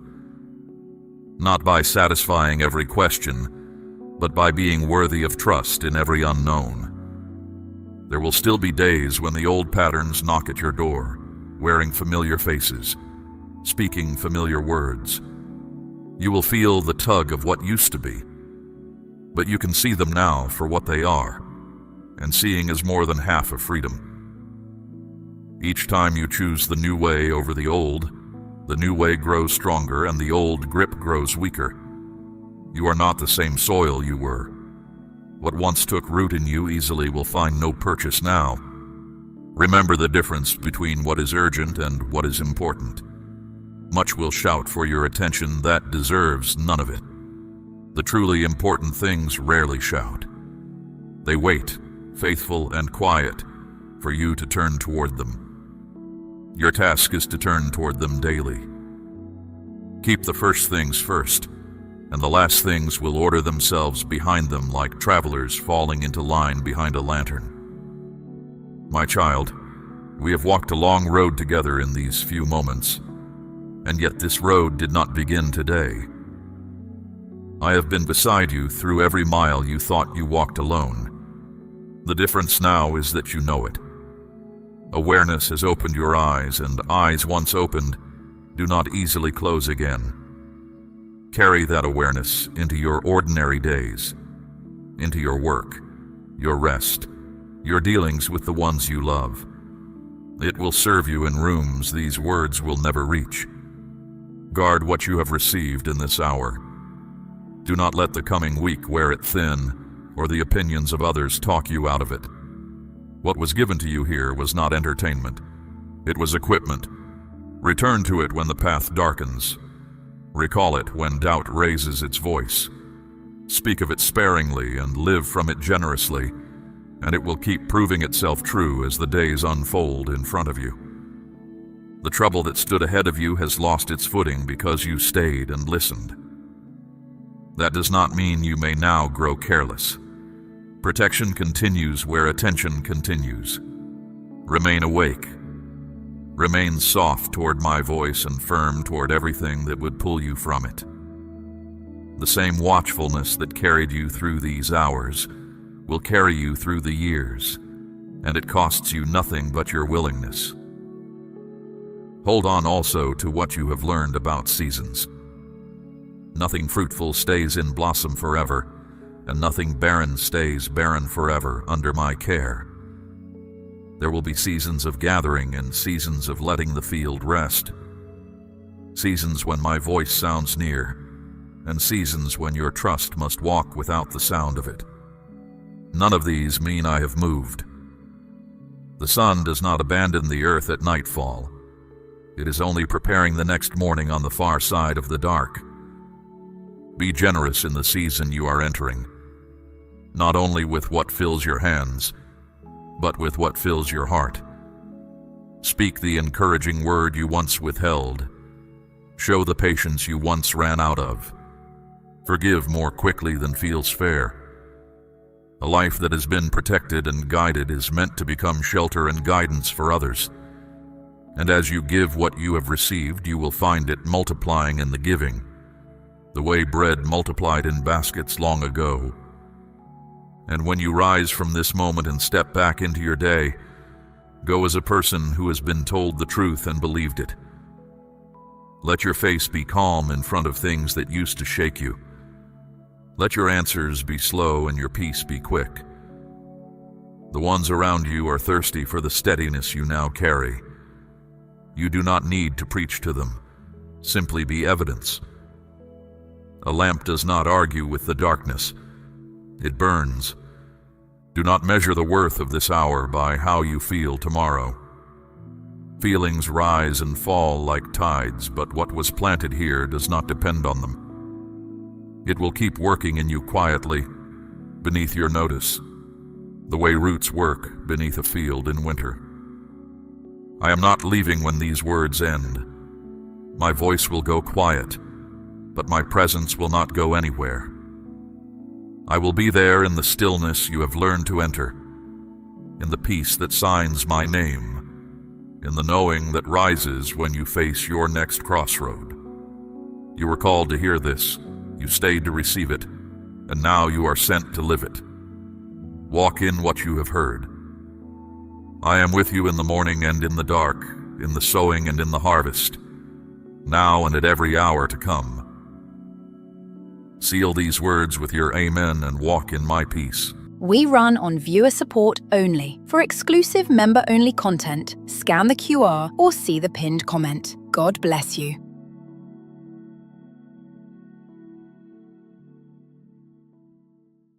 Something happened while you were sleeping, and you know nothing about it yet.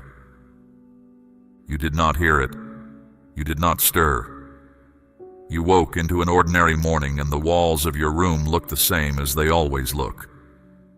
But the ground beneath your life shifted in the dark hours, and you carried on without knowing. I let you sleep through it on purpose. Fear would have made you clutch at things I was trying to take out of your hands. I am speaking now with a heaviness in my voice, and it is not anger. It is grief. I have watched you come so close to what I set aside for you, then turn away at the last moment because no one told you it was real. That is why I will not let this hour pass in silence. Hear these words. Let them go down into you.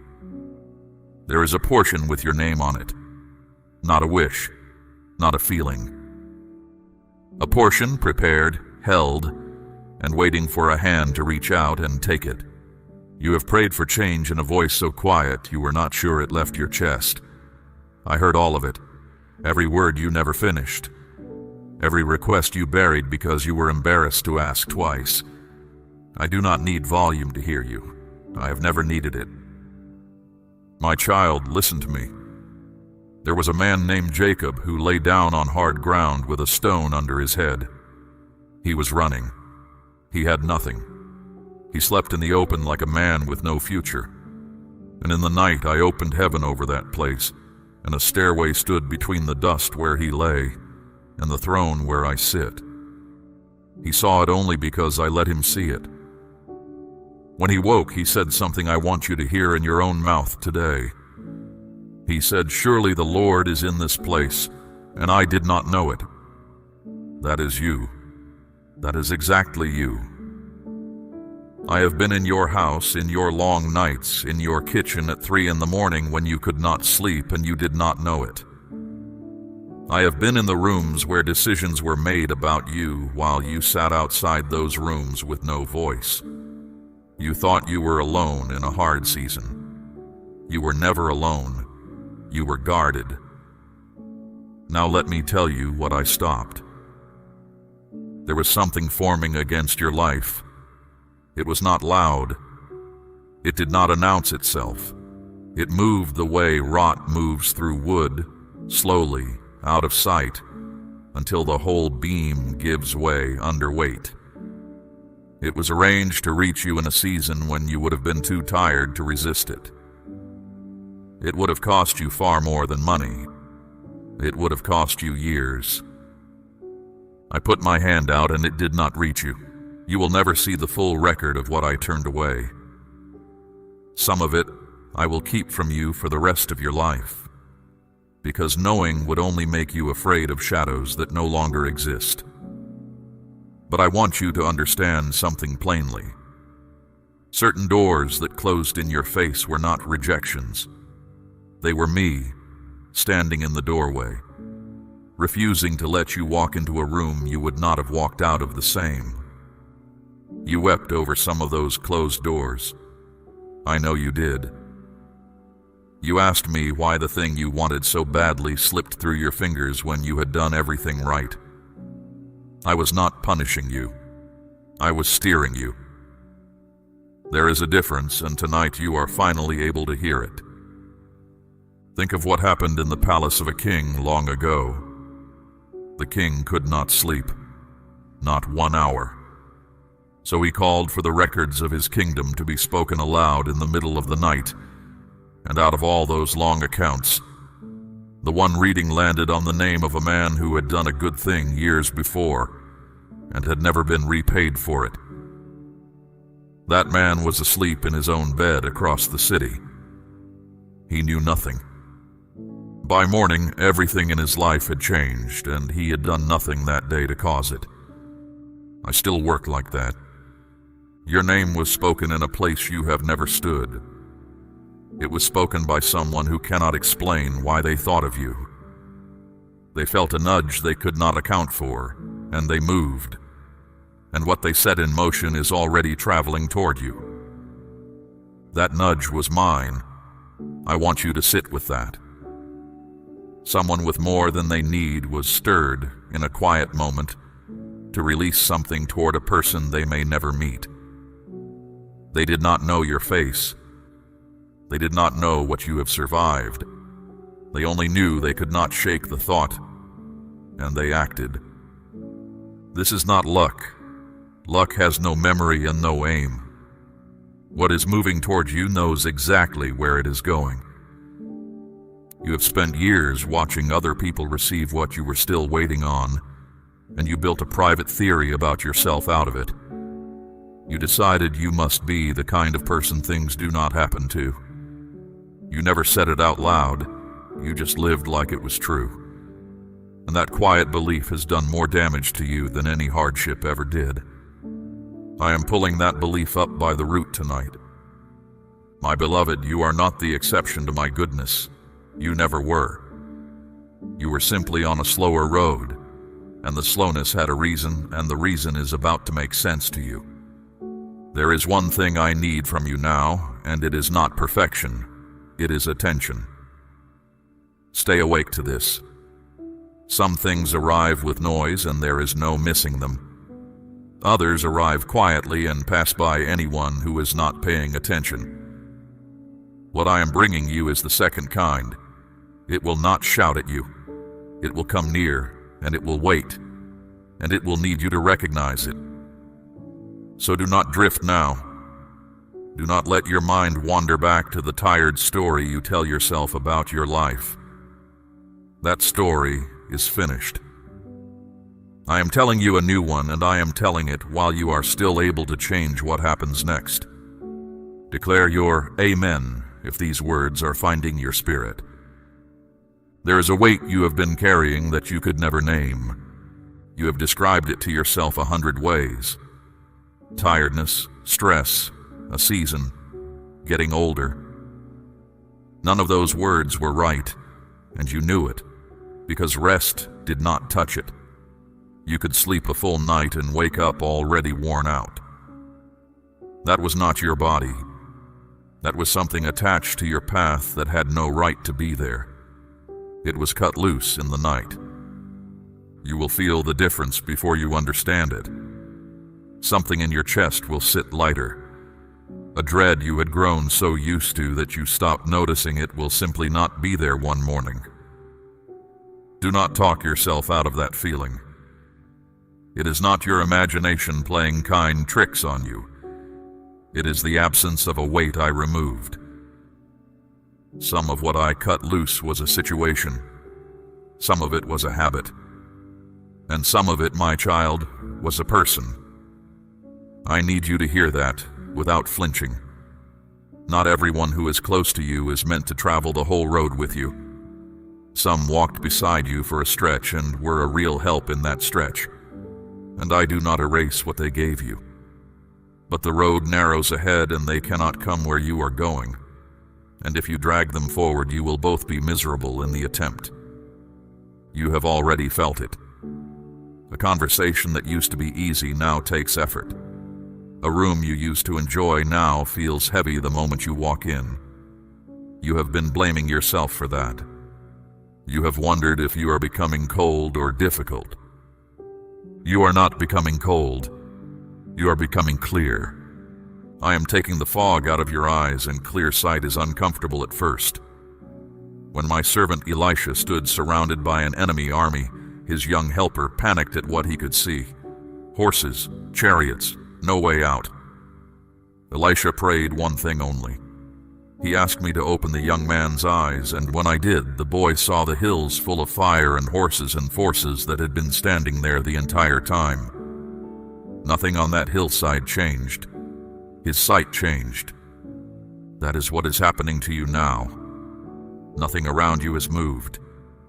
Your eyes have been opened, and now you are seeing what was always there. You are going to see some things you would rather not see. A motive behind a kindness.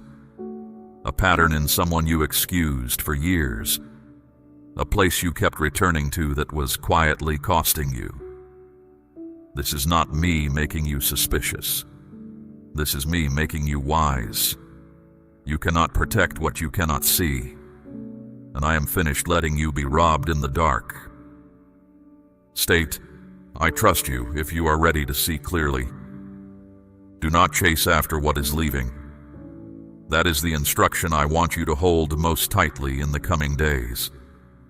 When something loosens its grip on your life, your first instinct will be to grab it back. You will want to send the message, make the call, repair the thing that is coming apart. Sit on your hands. Let it go. What is falling away from you now is not falling because you failed. It is falling because it cannot hold the weight of what is coming. And I would rather it break now, empty, than break later while you are standing under it. I have never taken something from you without preparing something better. Not once. You may not have been able to trace it at the time, but I have never left a gap in your life open forever. Think of the woman who had nothing left but a little oil in a jar and a house full of debt collectors at the door. I did not send her money. I told her to gather empty vessels from every neighbor she had, as many as she could carry, and to shut the door behind her and pour. She poured into every empty thing in that house, and the oil did not stop until there was nothing left to fill. Notice what limited her. It was not my supply. It was the number of empty vessels she was willing to go and ask for. That is why I have been emptying things out of your life, my beloved. Not to leave you with less. To leave you with room. You have been so busy grieving what is gone that you have not looked around at the space it left. There is space in your days now. There is space in your thinking. There is space where an old ache used to sit and take up half your energy. I did not clear that ground so it could stay bare. Something is going to be planted there. You may also notice that your patience for certain things has run out completely. Talk that goes nowhere. Company that leaves you drained. arguments you used to be pulled into without thinking. You will find yourself stepping back from them almost without deciding to. That is not you becoming distant. That is me teaching you what your peace is worth, and it is worth far more than you have been charging for it. Your peace is tied to your purpose. Guard one and you guard the other. There is a decision coming toward you. I will not tell you the day, but it will be a choice between the familiar and the right, and those two will not be the same thing this time. The familiar will feel safe and will smell like home. The right will feel unproven and slightly frightening. You will know which is which by the peace, not by the comfort. Comfort and peace are not the same. Comfort keeps you where you are. Peace goes with you where I am sending you. When that moment comes, do not go backward. Backward is a place you have already outgrown, and there is nothing waiting for you there but a smaller version of yourself. You are stronger than you have any evidence for. You have not been tested in the way that is coming, so you cannot yet know what you carry. But I know. I would not have moved on your behalf last night if you were not able to stand in what happens next. Let me tell you how I move provision toward a person who has nothing. There was a widow named Ruth. She had lost everything that was supposed to hold her life up, and she ended up in a foreign field with no claim to anything, picking up leftovers behind the harvesters so she could eat that day. That is all she expected. Scraps. What she did not know was that the owner of that field had noticed her and had quietly given an order to his workers. Let handfuls fall on purpose. Do not rebuke her. Let her gather and say nothing about why the gleaning is suddenly so good. She went home that evening carrying more than a poor woman should have been able to gather, and she had no idea it had been arranged. That is the shape of what is happening to you. Someone has been told to let handfuls fall in your direction, and they do not fully know why they are doing it. It came to them as a thought they could not put down. They are wealthy enough that it will not wound them, and I stirred them at the right hour, and they obeyed a prompting they will never be able to explain to anyone. You are gathering in that field now, my child, and you do not yet know how the harvest turned so generous. Do not shrink back from this. That is the danger. Not that you will be refused, but that you will not stretch out your hand when it comes, because a lifetime of scarcity has trained you to expect scraps and be grateful for them. Gratitude is beautiful. Small expectation is not the same thing as gratitude. There is one more thing I ask of you in this moment, and it is not a small thing, which is why I am asking it plainly. My child, I am asking you to place a portion of what you have, something of real weight, upon the altar of this work, as gold laid on the scales of this calling. Let it be a seed sown into deep water, an offering set on stone, not held back in fear. This is proof that your trust rests in my hand to provide, and that your heart no longer clings to lack. What you release in faith does not leave your life. It moves ahead of you into the harvest I am preparing. Now hear the rest of what I want to say, because there is something in you that must break before you can hold what is coming. You believe, somewhere underneath everything, that you are not quite enough. You have never announced it. You may not even agree with me right now. But it shows in how you apologize for taking up space. It shows in the way you brace yourself before good news, waiting for the part where it turns out to be a mistake. It shows in how quickly you assume the fault was yours. That belief did not come from me. I have never once looked at you and thought you were lacking. You measure yourself by what you have achieved and by what has gone wrong. I do not use that measure. I look at what you are made of and where I am taking you. Those two things have not changed through any of your worst seasons, and they were true on the days you could not get out of bed. Understand this clearly. What is coming to you is not a reward for being good enough. If it were, no one would ever receive anything from me. It is coming because I decided it, and because your hands were still open enough to take it. My beloved, you kept your hands open. That is the whole thing. After everything that was taken out of them, you did not close them into fists. You stayed kind when bitterness would have been reasonable. You gave from a shortage when you had every excuse to keep it all. You went on believing in a quiet way that did not draw any attention. I saw all of it. None of it was invisible to me. That is why what is arriving can be trusted to you. I do not put weight into hands that will use it to hurt somebody. I know what you will do with more because I have watched what you did with almost nothing. There is a reason this did not come to you 5 years ago. You have asked me that question with real pain in your voice, and I have not always answered, so let me answer it now.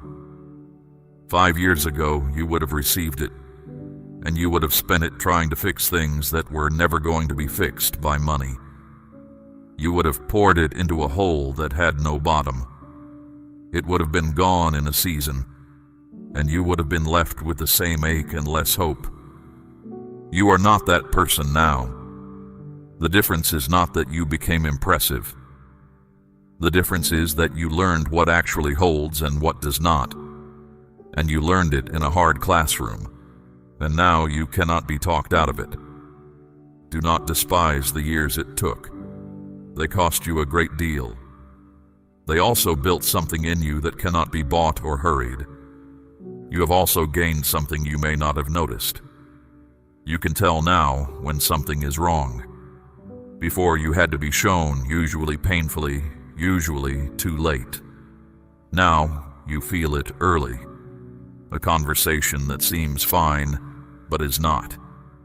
An opportunity that looks right but sits badly in your spirit. That instinct is not nerves. It is knowledge, paid for at a high price, and I intend for you to use it. So when the good thing comes and it sits well in you, do not treat that peace as suspicious. You have been so long on guard that you have started to distrust ease itself. Not everything gentle is a trap. Some things are simply mine. You think you are behind. You are not behind. You are covered. There is a difference between a life that is running late and a life that is being held on purpose, and from the inside they feel identical. Both feel like standing still while everyone else moves. Both feel like watching a door open for someone who did not want it as badly as you did. I understand why you drew the conclusion you drew, but you were not late. You were guarded from arriving too early. Look at Joseph, a young man with a word from me about his own future, and within a few years he was sold by his own family, carried into a foreign country, lied about by a woman who wanted him ruined, and locked in a prison cell for a crime he did not commit. Then he helped a fellow prisoner, and that man walked free and forgot him completely. 2 more years passed in that cell. 2 years of a man who had been promised something, sitting in the dark, forgotten by the one person who could have spoken his name. Then a king had a dream that no one could explain, and suddenly the forgotten man was the only one who could help, and he was pulled out of that cell and set over a nation in a single morning. 2 years earlier, the position did not exist. There was nothing to be released into. The delay was not me losing track of him. It was me holding him at the door until the door was there. You have had your own 2 years, perhaps longer. You have watched a season come and go where nothing you tried gained any ground, and you begged me for a reason, and I stayed quiet. I was not quiet because I was absent. I was quiet because there was nothing I could have told you then that would have helped you. You would have used the information to try to hurry me. There was also a boy called out of a field, anointed with oil in front of his own brothers, told plainly that he would be king. And then, my child, he went straight back to the sheep. No throne, no palace.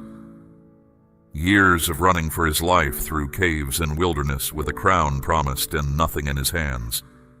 The anointing was real the whole time. The waiting did not cancel it. Some of what you were promised is still true, even though nothing about your circumstances confirms it. I want to correct something you have believed about your losses. You have counted certain events as failures, and they were not failures. They were exits I built into the road so you could leave a path that was heading somewhere I did not want you to arrive. That job you did not get. You have replayed it, wondering what you said wrong. You said nothing wrong. That place would have consumed years of your life and given you very little in return, and I closed it before you could sign anything. That relationship that ended, you have carried the ending like proof of some flaw in you. There was no flaw. There was an incompatibility with the direction of your life that you could not have seen from where you were standing. That plan that collapsed at the last moment. You called it bad luck. It was mercy. It looked like loss because I did not show you the other version of your life, the one where it went ahead. Not everything that hurt you was punishment. A great deal of it was protection wearing a face you did not recognize. Now the holding is ending. You are moving out of the season of preparation and into the season of release, and the two feel completely different. In preparation, effort produces very little visible result, and you wonder if any of it matters. In release, small movements produce more than they should. A single conversation opens something. A door that was shut for years swings on the first push. You will notice the change in the effort required, and you will wonder what happened. What happened is that the ground was made ready while you were not looking. I am also changing how you experience time itself. You have lived in a rush for years, always feeling like you needed to catch up, always slightly panicked that you were running out of road. That pressure is going to lift off you. You will find yourself able to wait for a thing without your stomach turning over. You will feel able to say no to something good because you know a better thing is coming. That is not passivity. That is authority. Only a person who trusts the supply can afford to refuse a poor offer. My child, we have walked a long road together, and you have not always known I was there. There were nights you spoke into the dark and heard nothing back, and you decided that meant no one was listening. I was closer in those nights than in the seasons when everything was going well. I do not withdraw when things get hard. I only get quieter, because that is when you actually listen. I want you to look back over the last few years with different eyes now. Take one hard thing you went through, one you still resent. Look at what it taught you, what it stripped out of you, who it removed from your life, and what it made impossible for you to go back to. Then ask yourself honestly whether you could carry what is coming without having learned that. You could not. I know, because I do not permit unnecessary suffering. I permit costly, effective suffering, and I do not enjoy any of it, and I do not waste a single hour of it. Nothing you have been through is going to be left lying there as a scrap of your life. It is all going to be worked into what comes next, including the parts you are still ashamed of. You will look back at this stretch of road one day and you will not be able to find the wasted part. You will look for it and it will not be there. There is a calm coming into you that will not make sense given your circumstances. You will be in the middle of a situation that used to send your heart racing, and you will notice, almost with surprise, that you are steady. Nothing outside you will have changed. The bill will still be due. The problem will still be unsolved. But the panic that always came with it will simply not arrive. Do not question that steadiness or try to explain it away. It is not denial. It is what a person feels when some part of them finally believes they are held. There was a night when Peter sat in a prison cell with chains on both wrists, guards on either side of him, and an execution set for the morning. And he was asleep, not pacing, not bargaining. Asleep so deeply that when I sent help into that cell, he had to be struck on the side to wake up. The chains dropped off his hands. He walked past guard after guard and through a gate that opened by itself, and the whole time he thought he was dreaming. He did not understand that it was real until he was standing alone in the street with the night air on his face. That is exactly how your deliverance will feel. You will not experience it as a triumphant moment.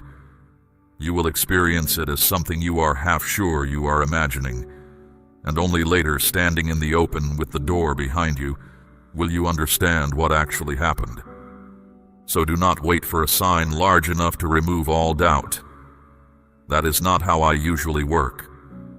I work in chains falling quietly at night while everyone who wanted you finished is asleep. Say, I receive it if your heart is open to this. Your priorities are being rearranged, and you are already feeling it. Things that used to sit at the top of your list have slid down it. Concerns that once consumed whole weeks of your thinking now seem oddly small when you look at them. And other things that you have neglected for years have started to press on you, quietly and persistently, refusing to be ignored any longer. That is not indecision. That is me reordering what matters, from the inside, without argument. You are also going to become far less interested in being understood.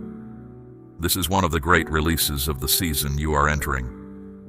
You have spent years explaining yourself, defending your choices, softening your decisions so that other people would be comfortable with them.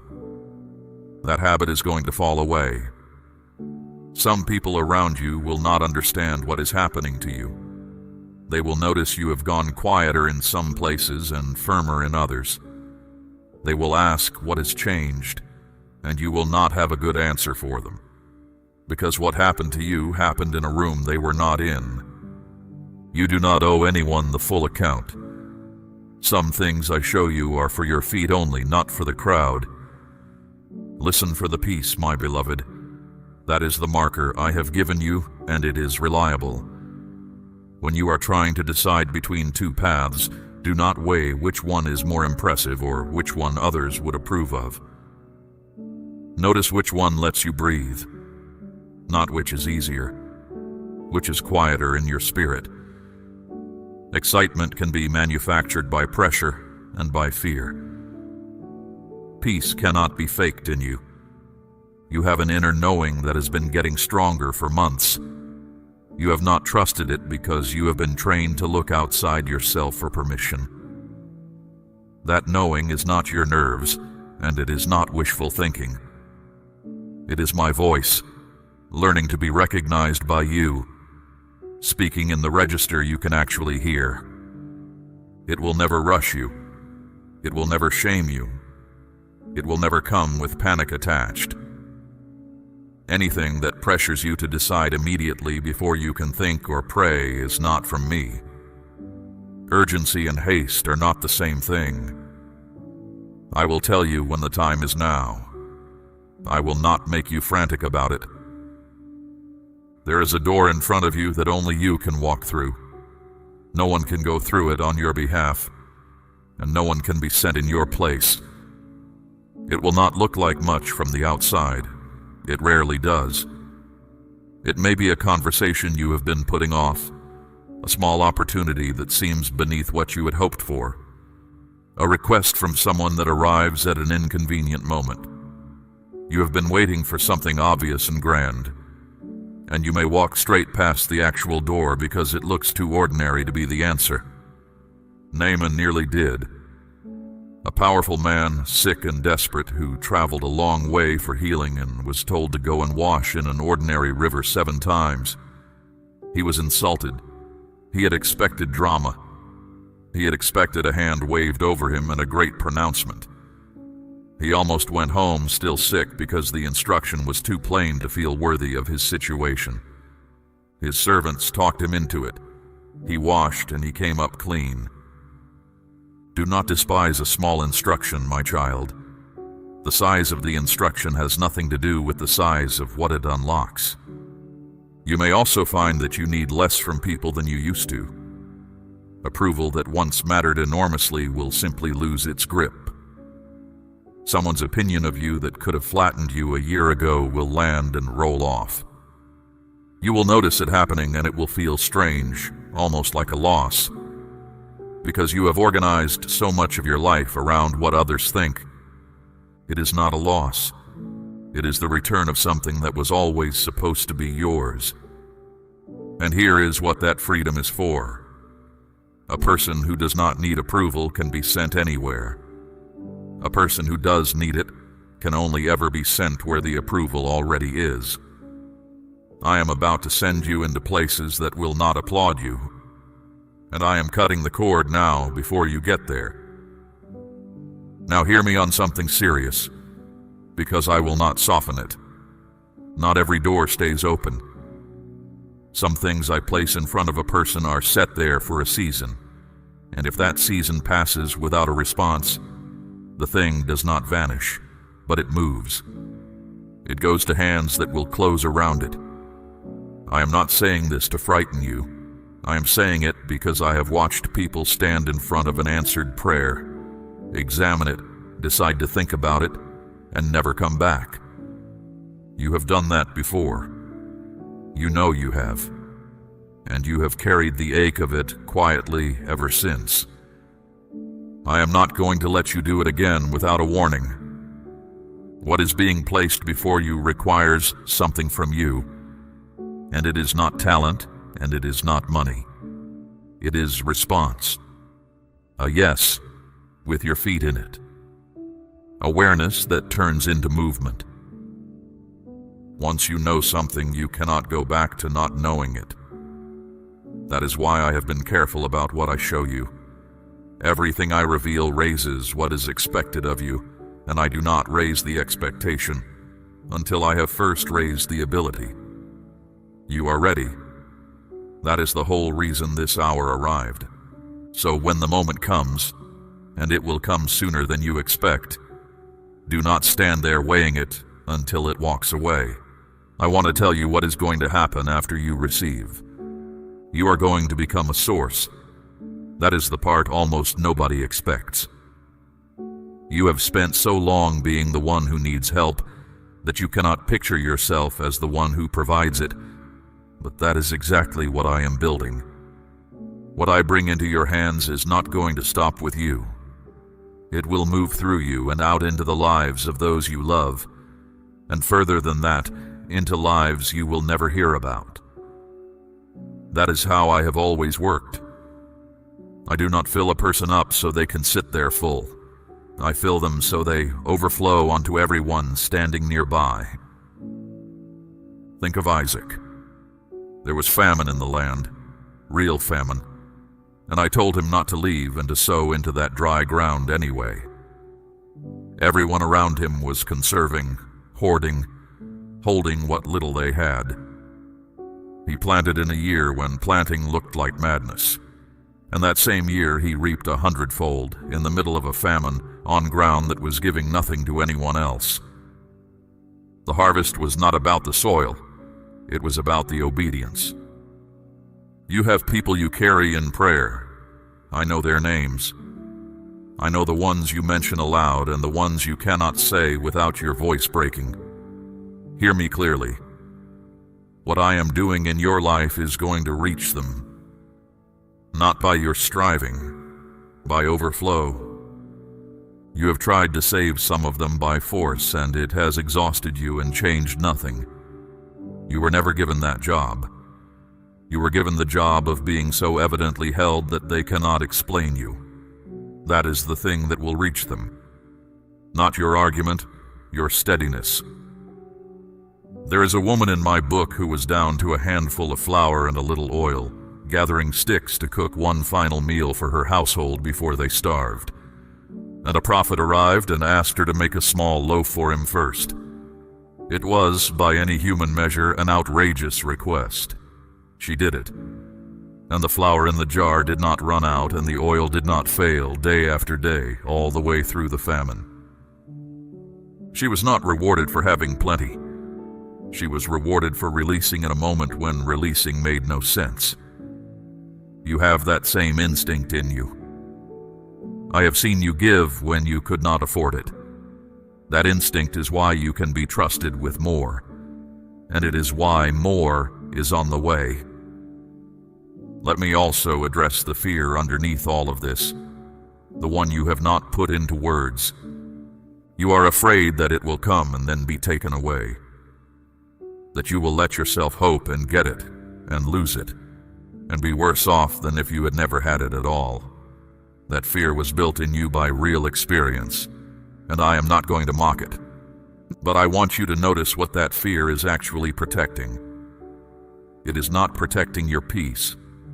It is keeping you small, refusing you every good thing in advance so that nothing can ever be lost. That is not safety. That is a slow surrender dressed up as wisdom. I am not bringing you something fragile. What I am establishing in your life is meant to hold. It is not a burst of good fortune that will burn out by the end of the year. It is a foundation laid slowly in ground no one could see, which is exactly why it took so long. Anything I build quickly, I have to rebuild. What I am putting under your feet, I only build once. You will notice its strength in the storms it survives. Difficulty will still come. I have never promised you a life without weather. But you will go through something that would have ruined you 3 years ago. And you will come out of it standing. And that is when you will know what has been built underneath you. You are also going to be more honest with yourself than you have ever been. You have avoided looking directly at certain things in your own life, certain habits, a certain resentment you keep feeding, a certain corner of yourself you have decided is simply how you are. All of that is coming up into the light now, and it will not feel comfortable. Do not brace against it. I am not exposing those things to shame you. I am exposing them because I intend to heal them, and I cannot heal what you and I are both pretending not to see.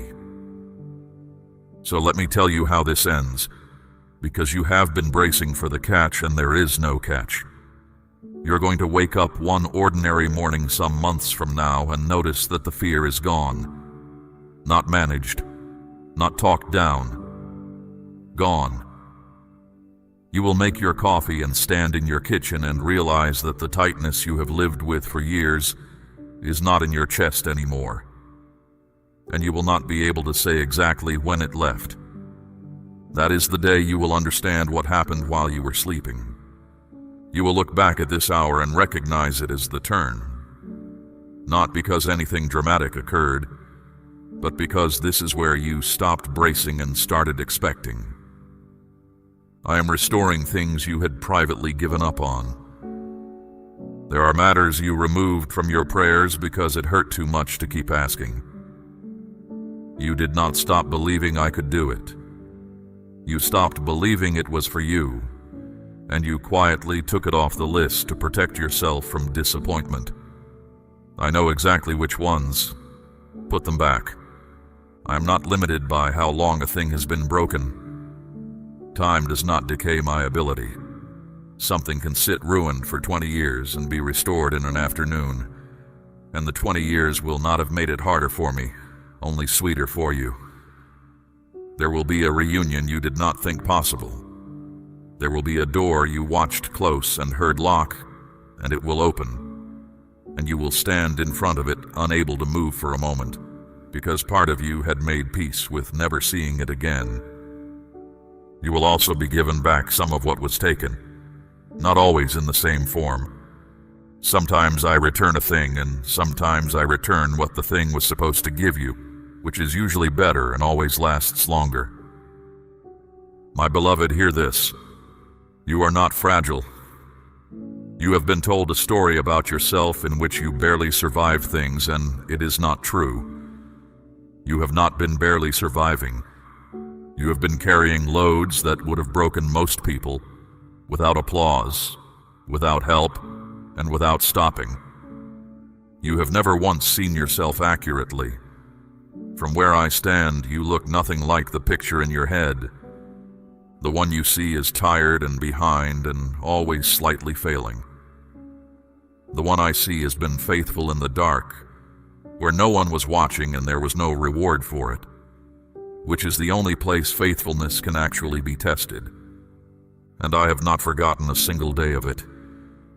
Now walk forward, not carefully, not braced, not with one hand behind you holding the doorframe. Walk forward like someone who is expected somewhere. The season of holding on is finished. You have held on magnificently and you do not have to do it anymore. What comes next is not held. It is received. Keep your hands open. That is your only instruction. Everything I have said to you tonight comes down to that one thing. Do not close your hands. Not around what is leaving. Not around fear. Not around the old story. I will handle the timing. I will handle the people. I will handle the supply and the door, and the ones who thought they had the final word over your life. None of that is your work. Your work is to stay awake and to keep your hands open. There will be days ahead when none of this feels true. You will have a hard week and the old dread will come back and sit down in its old chair like it never left. When that happens, do not panic and do not treat it as evidence that I lied to you. A returning feeling is not a returning fact. Let it pass through. It has no authority here. On those days, remember this hour. Remember that something moved on your behalf while you slept and asked nothing from you but attention. I am not far off. I am not distant, watching from a height, deciding whether you have earned my involvement. I am here close enough to hear the things you cannot say, and I have been here through every year you thought you were handling it alone. You were never handling it alone. You were being carried on the days you thought you were dragging yourself. The heaviness lifts from here. The confusion clears from here. The provision moves toward you from here. And the version of you that has been buried under years of getting through, the one who laughs easily and rests properly and is not always calculating, that person is coming back. Not a new person, the one who was always in there. I love you. Not in a general way, not as one of many. Specifically, by name, with full knowledge of everything you have done and everything you are afraid I will find out. There is nothing left to hide from me and nothing left to earn. So lift your head, my child. The night is over. The thing that was set against you was stopped before it touched you, and the thing prepared for you is already on the road. All that remains is for you to be the kind of person who is looking up when it arrives. Be looking up, and when it comes, and you are holding in your hands the very thing you had stopped asking for, do not spend that day wondering whether you deserve it. That question has already been settled, and it was never yours to answer. Just receive it, and let your face be glad, and let the people around you see what happens to a person who kept their hands open in the dark. Say, yes, I am ready, if you are walking forward with me from this day. We run on viewer support only. For exclusive member-only content, scan the QR or see the pinned comment. God bless you.